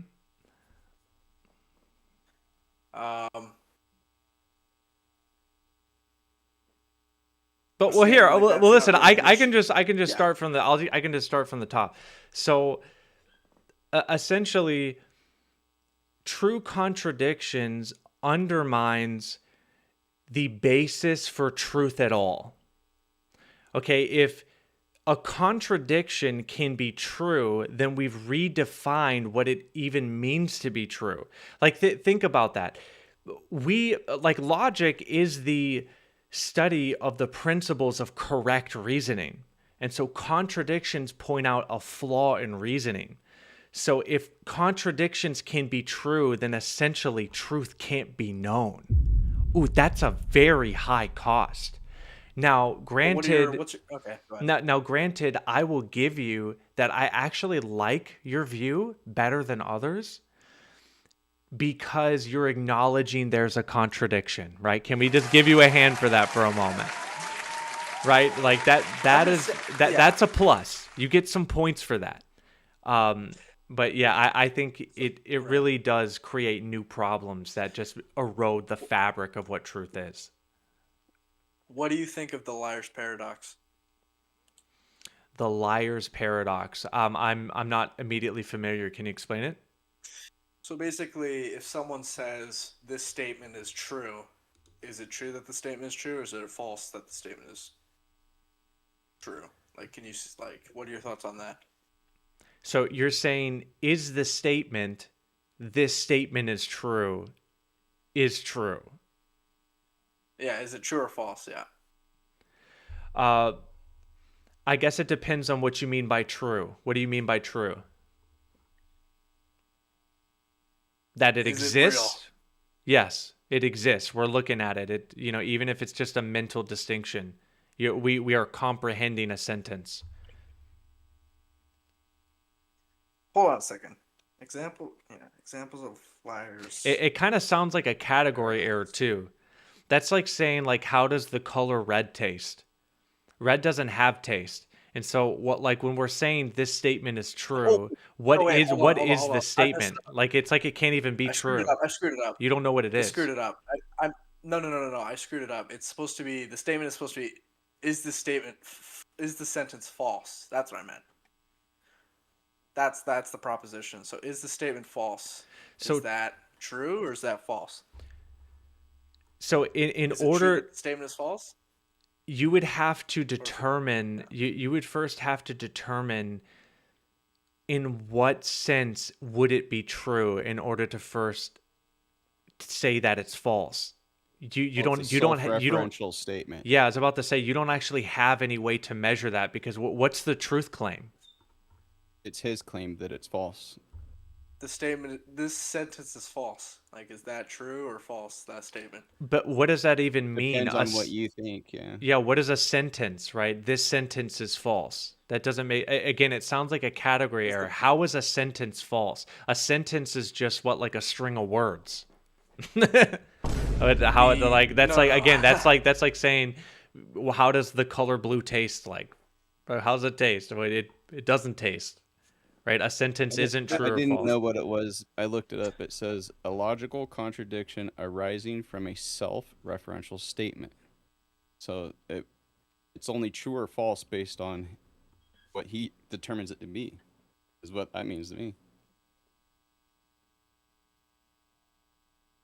Bingo. A good Yeah. interpretation of that, or? So you can't even say it's true or false. Again, that's just an error. The one answering, you can't say it. No. The dialectic view is if the sentence is true, then it is false. If it is false, then it is true. So you can't really dismiss it as meaningless. Yeah, you can, because there's no truth value to such a claim. Define sentence. What is a sentence? A sentence is the syntax in which the words have meaning through the referent and the predicate. Okay, brother, I'm gonna tell you right now that what you mean by sentence is doing all the work and you don't even know what it means. Okay, the word sentence is a grammatically complete unit of words. So how can a grammatically complete unit of words be true or false? Tell me, brother, how does the color blue taste? The content of the sentence is what makes it true or false. It's a cat. Right. That is correct. It has no content. Yeah, and all it says is that the sentence is false. No, there's content there. It's a proposition. There's a referent, and then there's the truth claim. Yes, but the referent is ambiguous. Okay, sentence is just a grammatically complete unit of words. A grammatically complete unit of words is neither true nor false. Right.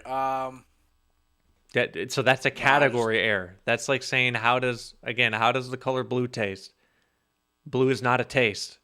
In the same way that there's sentence, a grammatically complete unit of words is not a truth claim. Like if you were saying this sentence doesn't have a period, now we're containing a claim within the sentence, right? Does it have a period or doesn't it? So wait, you don't think there could be true contradictions? Because I do believe that, like in quantum mechanics, in computer science, in computing, there's a lot of contradictions that are true. That's not true. Especially if you don't know all the variables. Yeah. That's not true at all. Substantiate that. Okay. So what about quantum physics can make something both true and false at the same time? One particle could be in two separate places at the same time. How is that? Yeah. Okay, so actually in the double slit experiment, it can only be observed as either a particle or a wave at one time, so that's just wrong. What you said, no, that's not. They observe it as one or the other, not both at the same time. That's number one. No, it has two natures. It has two natures, right? It doesn't matter. Particle and wave together at once. They don't observe both of them at the same time. That was my claim. That's what you would actually need to prove it. They only observe one or the other. Okay. The second thing... I'm pretty sure quantum physicists reject either law of excluded middle or law of non-contradiction, though. I could be wrong on that. Okay, so is a particle made of matter? I believe so, yeah. Okay, is true and falseness made of matter? No. Okay, so then it's a false analogy. Okay, so true and false cannot be equated to quantum physics because quantum physics is dealing with matter, which does not deal with abstracts like truthness nor falseness. Now, listen, I want to probe this a bit. So, do you think that there are some things which are just true? Yeah. So there are things which are just true, they're not true and false at the same time. Sorry, what was that? So the point is that a true contradiction is giving both. You're saying it's true and it's false. I'm saying, are there propositions which are just true and not false? Yeah, so what's the problem with that? Oh, well, the problem with that is that Christian doctrine, really any belief system, relies on excluding incompatible claims, like true versus false, orthodoxy versus heresy, right? So dialetheism blurs that line. If P and not P can both be true, then why can't mutually exclusive doctrines both be true? So all we have to do is pick one. So what's something you believe about Christ? I believe Christ is Christ ate bread. Let's go with something more epic. So you believe Christ is God? Yeah. Okay, is that true and false or just true? No. I'm not saying that every proposition. Brother, why you running from that question? Is that it? Jesus is obviously it's true. Okay, so it's not false. No, but I'm okay. So how do you know that if it's true, if without your first relying on some way of excluding incompatible claims?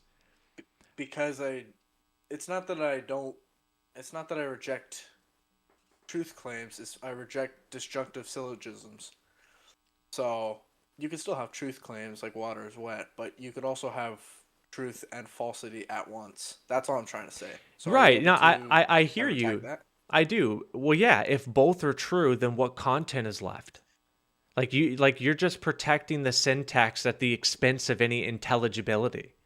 Right? Most people aren't asking, what should we do? Like, how do we even say this? I mean, can I write up on dialetheism? It is a real view. Of course. It's in the same stream as paraconsistent logic. I understand. Yeah. My point though is that if you believe that some things are just true and not false, you're actually acknowledging the standard for how you know they're true. Right? If Jesus is God and you know that's true, because you can exclude it against incompatible claims, then that proves you can't actually have something that's both true and false. Again, if you did, you're just breaking down the very fabric of how we know truth at all. You understand? Again, if you believe Jesus is God and that's true, it's not false, how do you know?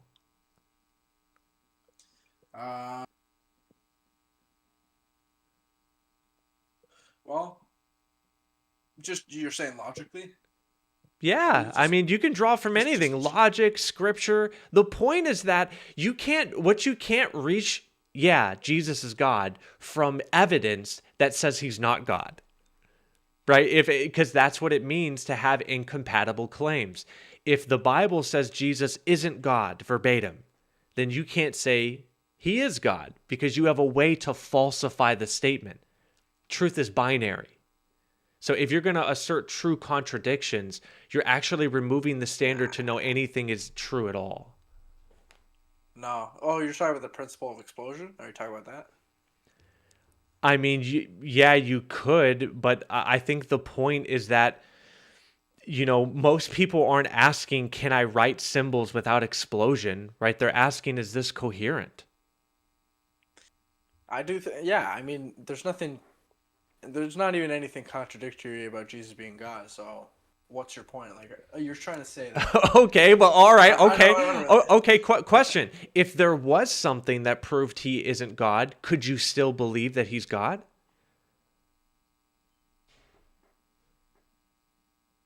No. Yeah. Right. No, you shouldn't. You got to listen. The point is that when we evaluate the evidence, that's how we determine what can be falsified.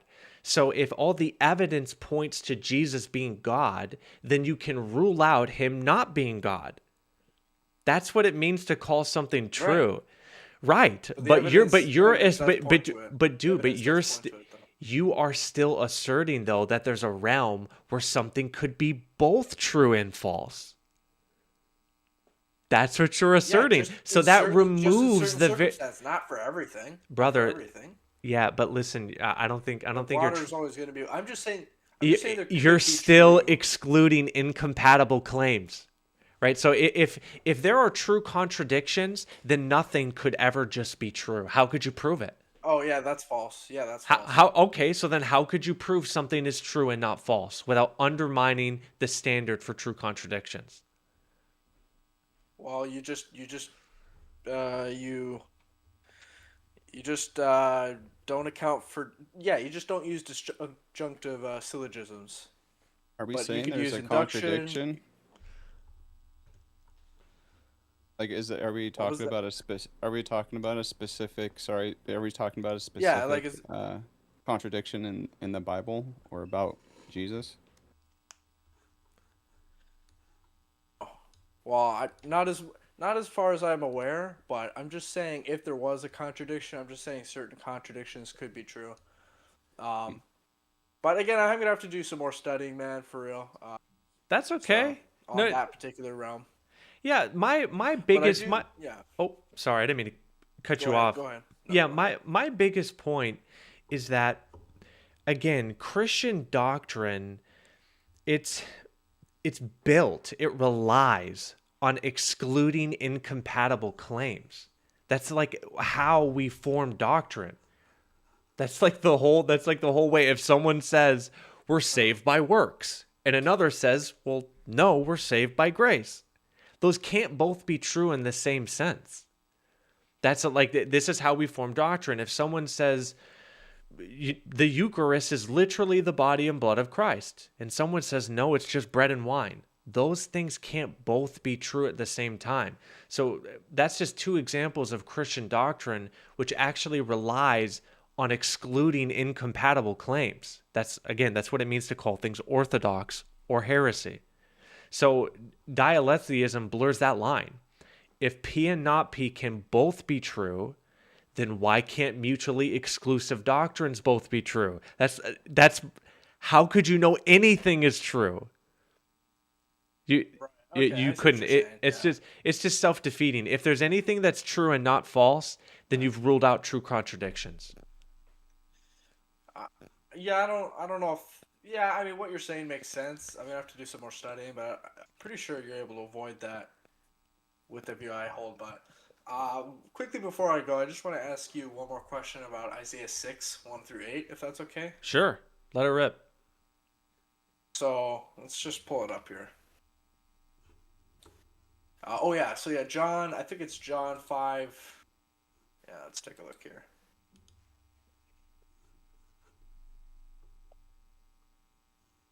Yeah. So basically, the verse says, the year that King Isaiah 6. King Uzziah died. I saw the Lord sitting upon a throne, high and lifted up, and the train of his robe filled the temple. Above him stood the seraphim. Each had 6 wings. With 2 he covered his face, with 2 he covered his feet, and with 2 he flew. And one called to another, Holy, holy, holy is the Lord of hosts. The whole earth is full of his glory. And then Jesus references this in John and says he is that guy in Isaiah 6 chapter 1, or chapter 6, sorry. So I'm looking at it right now. Isaiah 6:1, got it. Where are you saying this is cited? John what did you say? John. Let me take a look here. Okay.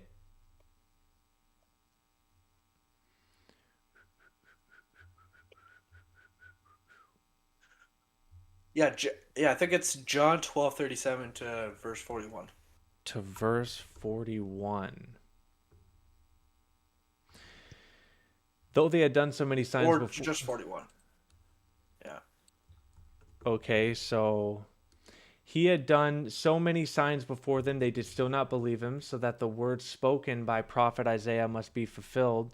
Lord, who has believed me what he heard from us, and to whom has the arm of the Lord been revealed? Therefore they could not believe. For again, Isaiah said, he has blinded their eyes and hardened their hearts, lest they see with their eyes, hear with their ears. I'm not seeing it yet. Isaiah says these things because he saw his glory and spoke of him. Are you talking about verse 41? Yeah. So what am I missing though in terms of what you just cited in Isaiah? Where is that? 41. Is that in Isaiah 6? Yeah, Isaiah 6. Yep. Did I just not see that? Holy, holy, holy is the Lord, and it fills the temple. Go up. 6:3, I believe. 6. Wait. Yeah, 6:3. So he talks about that's the same one that, yeah, and then it goes down here and he talks about Isaiah talking about Jesus. Where is the holy, holy, holy quoted here?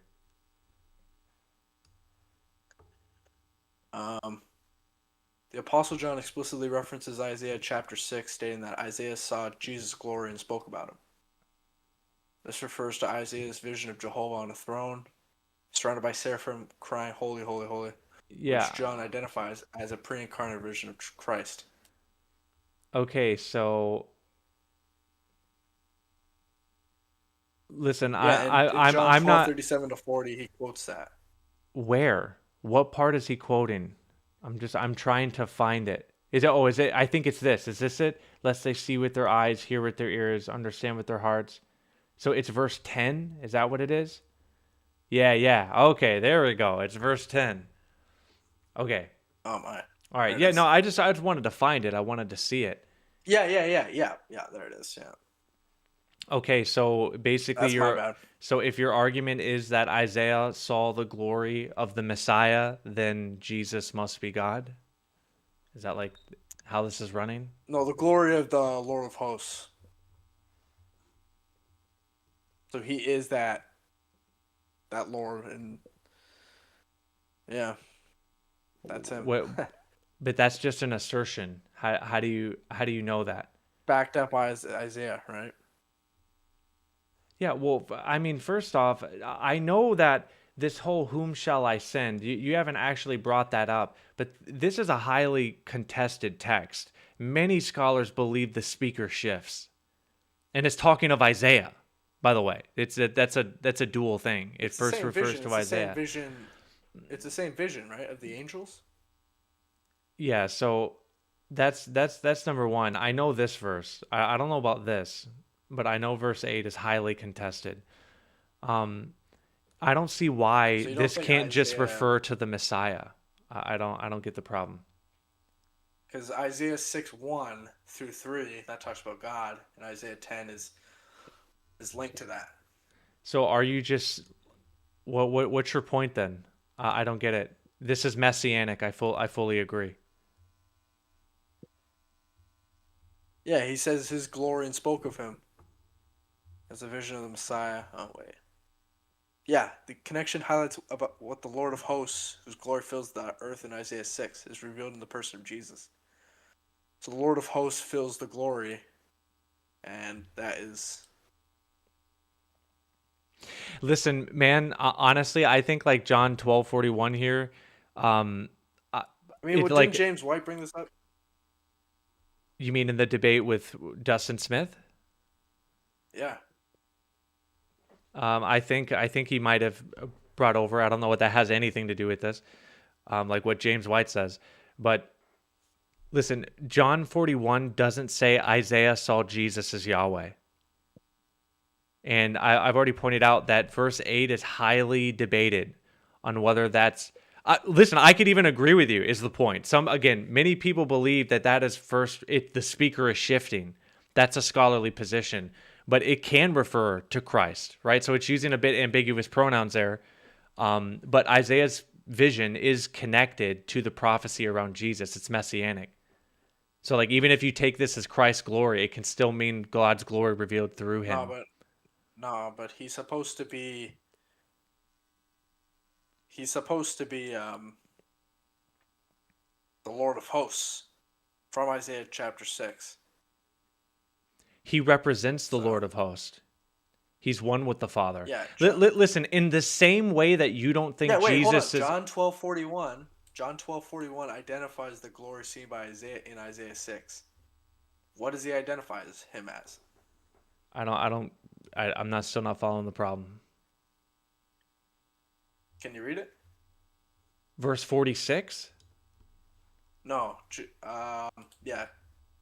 John 12. Dude, you're all over the place right now. What you're reading a commentary is what you're doing. 41. You're reading a commentary about it. What you need to do is point out the verse. You have to understand it. Yeah, John 12:41. He saw spoke. his glory and spoke of him. That's talking about the Lord of Hosts in chapter 6. Okay, no, this is speaking of the Messiah. This is messianic, and that would refer. No, bro, you're wrong. You don't think that he's speaking? You don't think that he's speaking of the Messiah? You don't think this is messianic?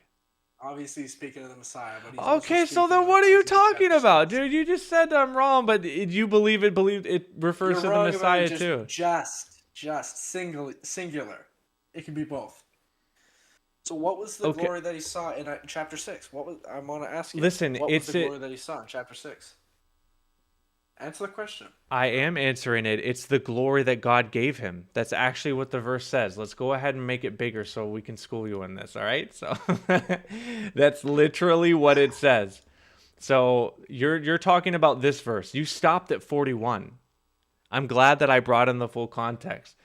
So nevertheless, they can't even see this on the stream. You know what? Let me come here. There we go. Now they can. So Isaiah said these things because he saw his glory and spoke of him.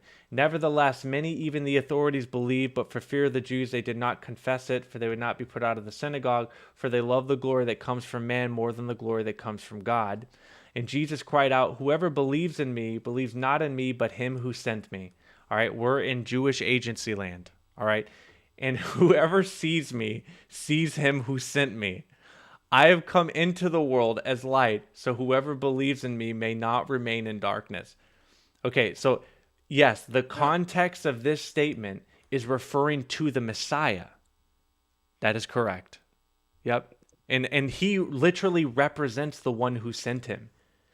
To believe in Christ is to believe in Yahweh. Not because Jesus is Yahweh, but because Yahweh sent him. Right? That's the narrative here. Right? Whoever sees me sees him who sent me. Not because Jesus is the Father, but because the Father sent him. You understand that? So I mean, that's, you kept like making this point here from 41 as if that somehow entails your view. But I think actually we're totally right to interpret this in light of agency. You're welcome to make another argument though for why you think it can't be. Trinitarian view. It's parsimonious with the Trinitarian view. Yeah, right. Based on what though? That's just an assertion, right? How do you know that? You're saying it should be exclusively evidence for Trinitarianism over Unitarianism? No, I'm saying that this glory that he saw and spoke of him, this prophetic, and also dual fulfillment, referring back to Isaiah himself. Yeah, it's speaking of the Messiah. That's what he saw. Jesus has glory as the Messiah. That's even spoken of in a pre-existent manner anyways. That's what proleptic language is. That's the same thing as John John 17, right? John 17 verse 3. And I guess people want me kicked out of here, right? Looks like people want me kicked out. Oh, who cares what they say? You're not. What, you mean YouTube or Discord? No, on the Discord here. I don't think. No, I don't think we're saying that. Nah, you're totally fine to me. Does he? We're good. Yeah, I think we're good. Sounds good to me. Nah, see, one of them was like, nah, like we just have some opinions, but we're not saying don't speak or anything. Absolutely not. All right. Yeah. So keep on going. So listen, check this out. So Jesus says in, you know what, we'll pull this one up first. John 5:43.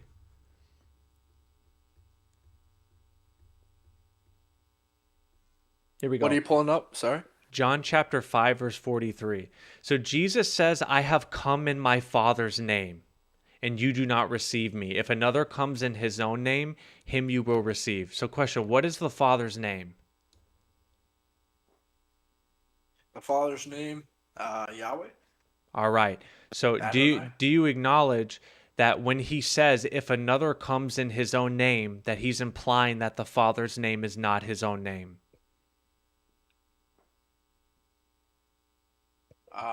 Right? How can he say if another... Yeah, right. Okay, so the Father's name is not his own name.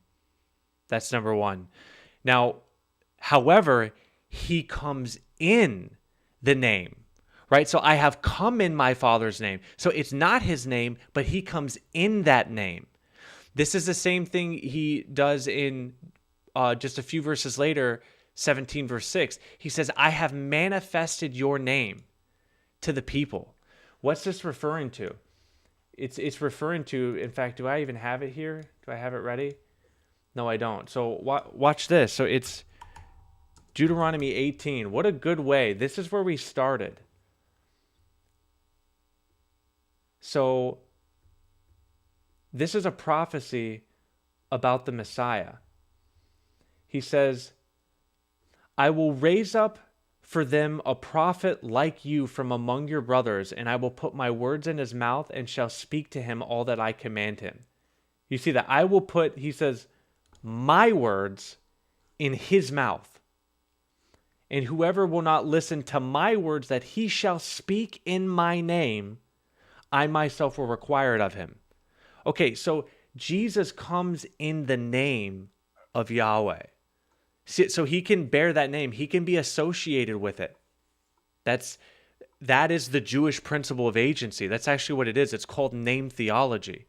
The name also refers to his divine authority. And so coming back here to John, look at this.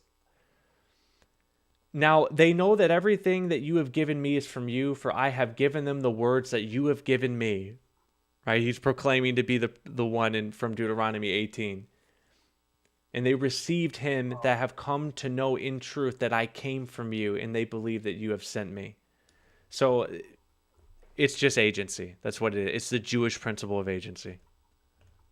Right. So you don't think Philo of Alexandria was talking about like the Messiah being God? He could be predicated the title God in a lower sense, yes. I mean, that's actually what he does when he says deuteros theos, two gods. That's what he means. Yeah. That's also built on wisdom tradition as well. Philo was heavily dependent upon wisdom tradition. He doesn't believe that the Logos is a co-equal, consubstantial entity. Yeah, but monarchical Trinitarianism, that kind of lines up nicely with that. Also, Jesus isn't just an agent, though. Yeah, he's not just an agent. That's true. He's the Word. Yeah. Well, I think the word Alexandria was proponent of Logos theology, right? Alexander of who? Philo of Alexandria. Oh, Jewish theologian. Yeah, I thought I didn't realize you said his name again. What about him? He's a proponent of Logos theology, right? Yeah, I would say so, but he was actually heavily influenced by Platonism though as well. He did have some Platonic conceptions going on there with the Logos. Yeah, but you're made up like your laws of logic are also come from those guys too. So no, that's not true. What are you trying to say? I don't get it. That's not true. Yeah, I would say yeah, it does. No, it doesn't. P and not P is a universal principle that does not come from one person. That's like saying, what's his face? Who discovered gravity? Well, what was that dude's name? Newton. Yeah, he didn't invent gravity, right? Yeah. Gravity doesn't come from Newton just because he's the one who gave it a name. Well, you're saying that Charles Darwin didn't find evolution then? No, he did on the Galapagos Islands. Yeah, microevolution. He studied Bench's beaks, or Finch's beaks. Bench's beaks. What's up? Didn't you just refute yourself then? How so? So Charles Darwin found evolution, but Isaac Newton didn't find it always existed. Both always. Brother, are you? I don't really. Bro, are you really that slow, or are you just acting slow, man? Okay, clearly Charles Darwin didn't invent evolution. That's a real thing. Natural selection, right? Due to an animal's environment and diet. He just discovered it, gave it a name. Yeah, that's what I'm saying. But I'm saying that Yeah, no. Okay, if that's what you're saying, then no, it doesn't come from them. Logic doesn't come from Philo, brother. There's no laws of logic, man. There's no laws of logic. That's what I'm trying to say. There's no laws of logic. Okay, if there's no laws of logic, then how do you know the claim that there's no laws of logic is true? How do you know? It's just grammatical. Laws of logic are just grammatical. That's not true. That's not true. You're leaving out a whole half of logic. No, that's not true. Formal logic. I already just gave you Liar's Paradox, and you didn't really. But I don't want to jump right back into that. But I'm just trying to say that. But it comes from Plato, so you shouldn't have an issue with it. So, yeah. All right, well, brother, I'm not going to go in circles with you. I think you're kind of being some type of way, to be honest. I think you're being some type of way. No. But yeah, it is getting a little. Yeah, no, you definitely are being some type of way. No, Charles Darwin didn't invent evolution. Newton didn't invent gravity. Philo and Aristotle or Plato didn't invent logic. No. Here's one for you. You have to show that logic is not invented. Okay, Eli, is God a rational being? Yeah. Okay, how can God be a rational being if logic is not presupposed within his nature? Because just him thinking makes him a rational being. So he has a mind. Okay, dude, we could just make it a mind then. How can God exercise his mind without presupposing that logic is in his nature? How? You still haven't. He just can. He just can? He just can. the assertion.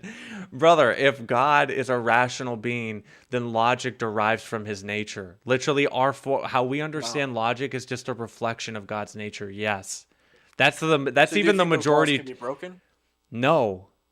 If the laws of logic could be broken, then truth cannot be known.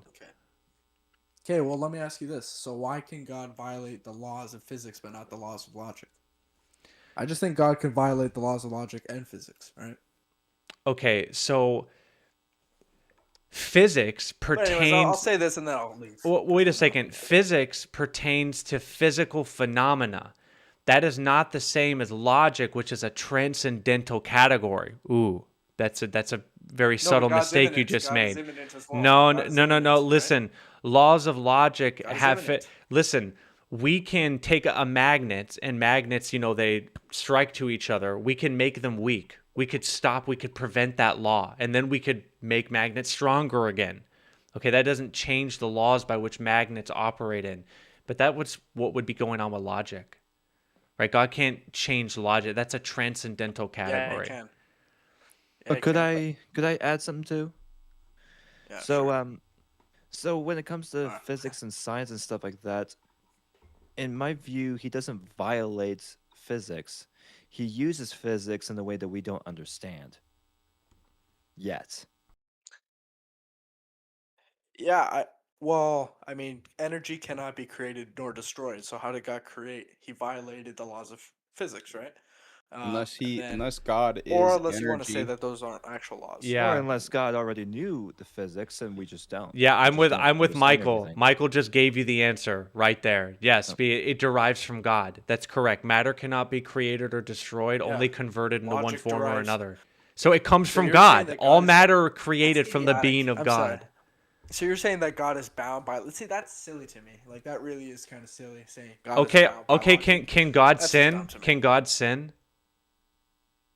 He could, but he doesn't. Oh, God can sin? Oh, there we go. There, dude, you're blundering all over the place. The Bible says that it is impossible for God to lie. Because he wouldn't. Because it goes against his nature. It's impossible. Mm-hmm. So what you just said totally refutes itself. God cannot sin. You just disagree with the Bible. God lied. No, God lied in the Bible. Remember, he lied to the army and said the army was closer. He deceived the army. Wait, where? Now you're judging God. Them, right? Now you're judging. I'm not judging God. I'm just I'm just telling you what the Bible says.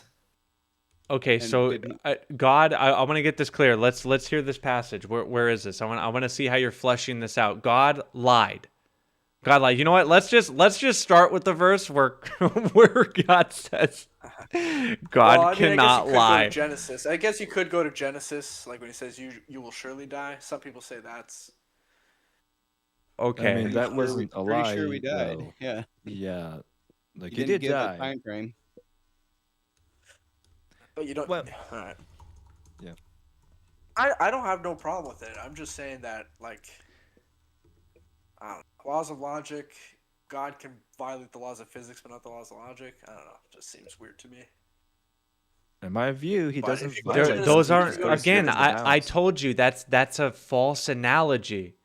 That's a false analogy. Physics deals with No, it physical phenomena that can be manipulated. Logic is a transcendental category. Again, you're making a Yeah. false comparison.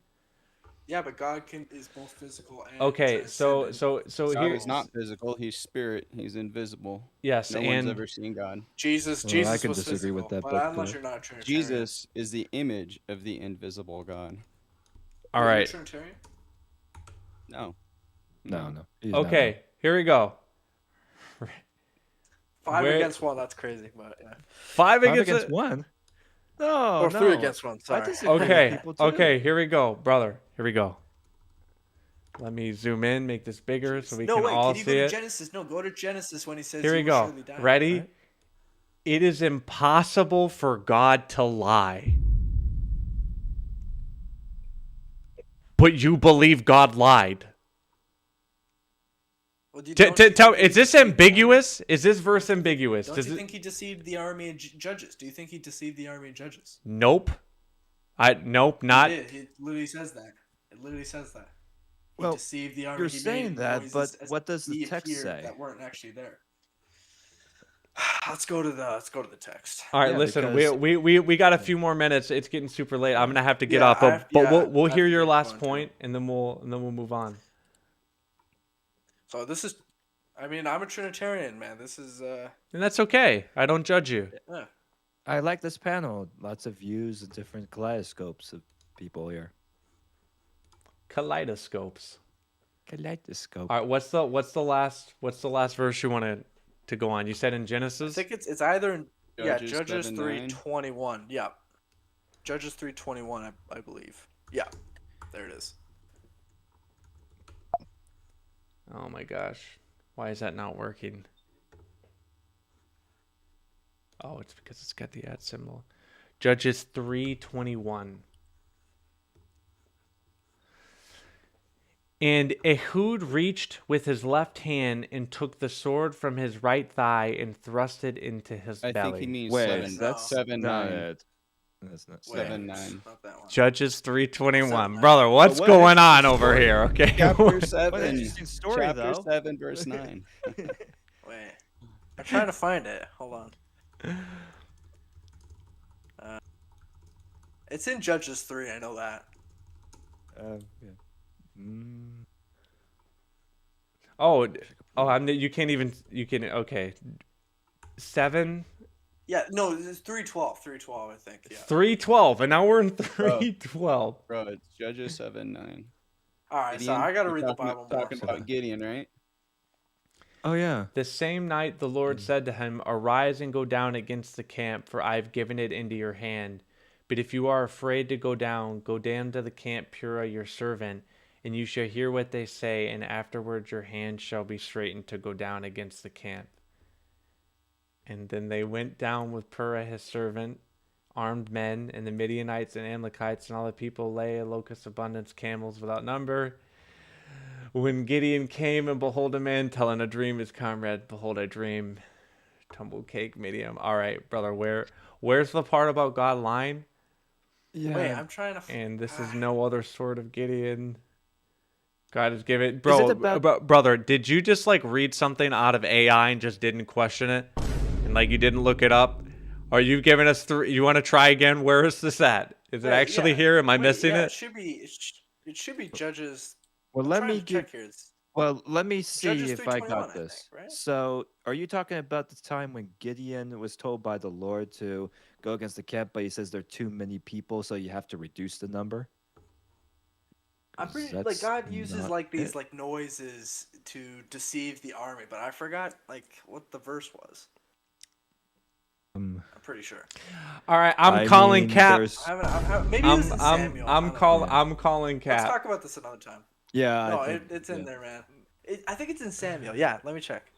Yeah, it's Elijah when. No, it's in Samuel. it's yeah, we're everywhere now. I could have swore he said Gideon at first. It's all right, Eli. Thanks so much for coming on, man. Sharing your thoughts. I appreciate your time, being cordial, cool. Even though I think you got a little salty at times, but you're welcome back if you ever want to come. I appreciate you, man. I appreciate talking to you guys. Yeah, Hey, I'll try to find the verse for next time. Sweet, sounds good. All right, God bless. See you, Eli. Michael, thanks for coming on. Z-Blade, Caleb, I'm not sure if we heard from you. You're looking good, man. Dude, I wish I could grow a beard that nice. It's terrible. I look like I'm a child. You have a great name too, by the way. You too. That's bias. It's biasy. It's an awesome name. Who is like God? Right. The meaning. So do you guys have any other thoughts? Anything you want to say before we close this out? Nah, man. No, I don't think much of me, though. Yeah, Arianism is true. God bless y'all. All right. I beg to differ. All right. Good night, guys. Good night, all. All right. God bless. See ya.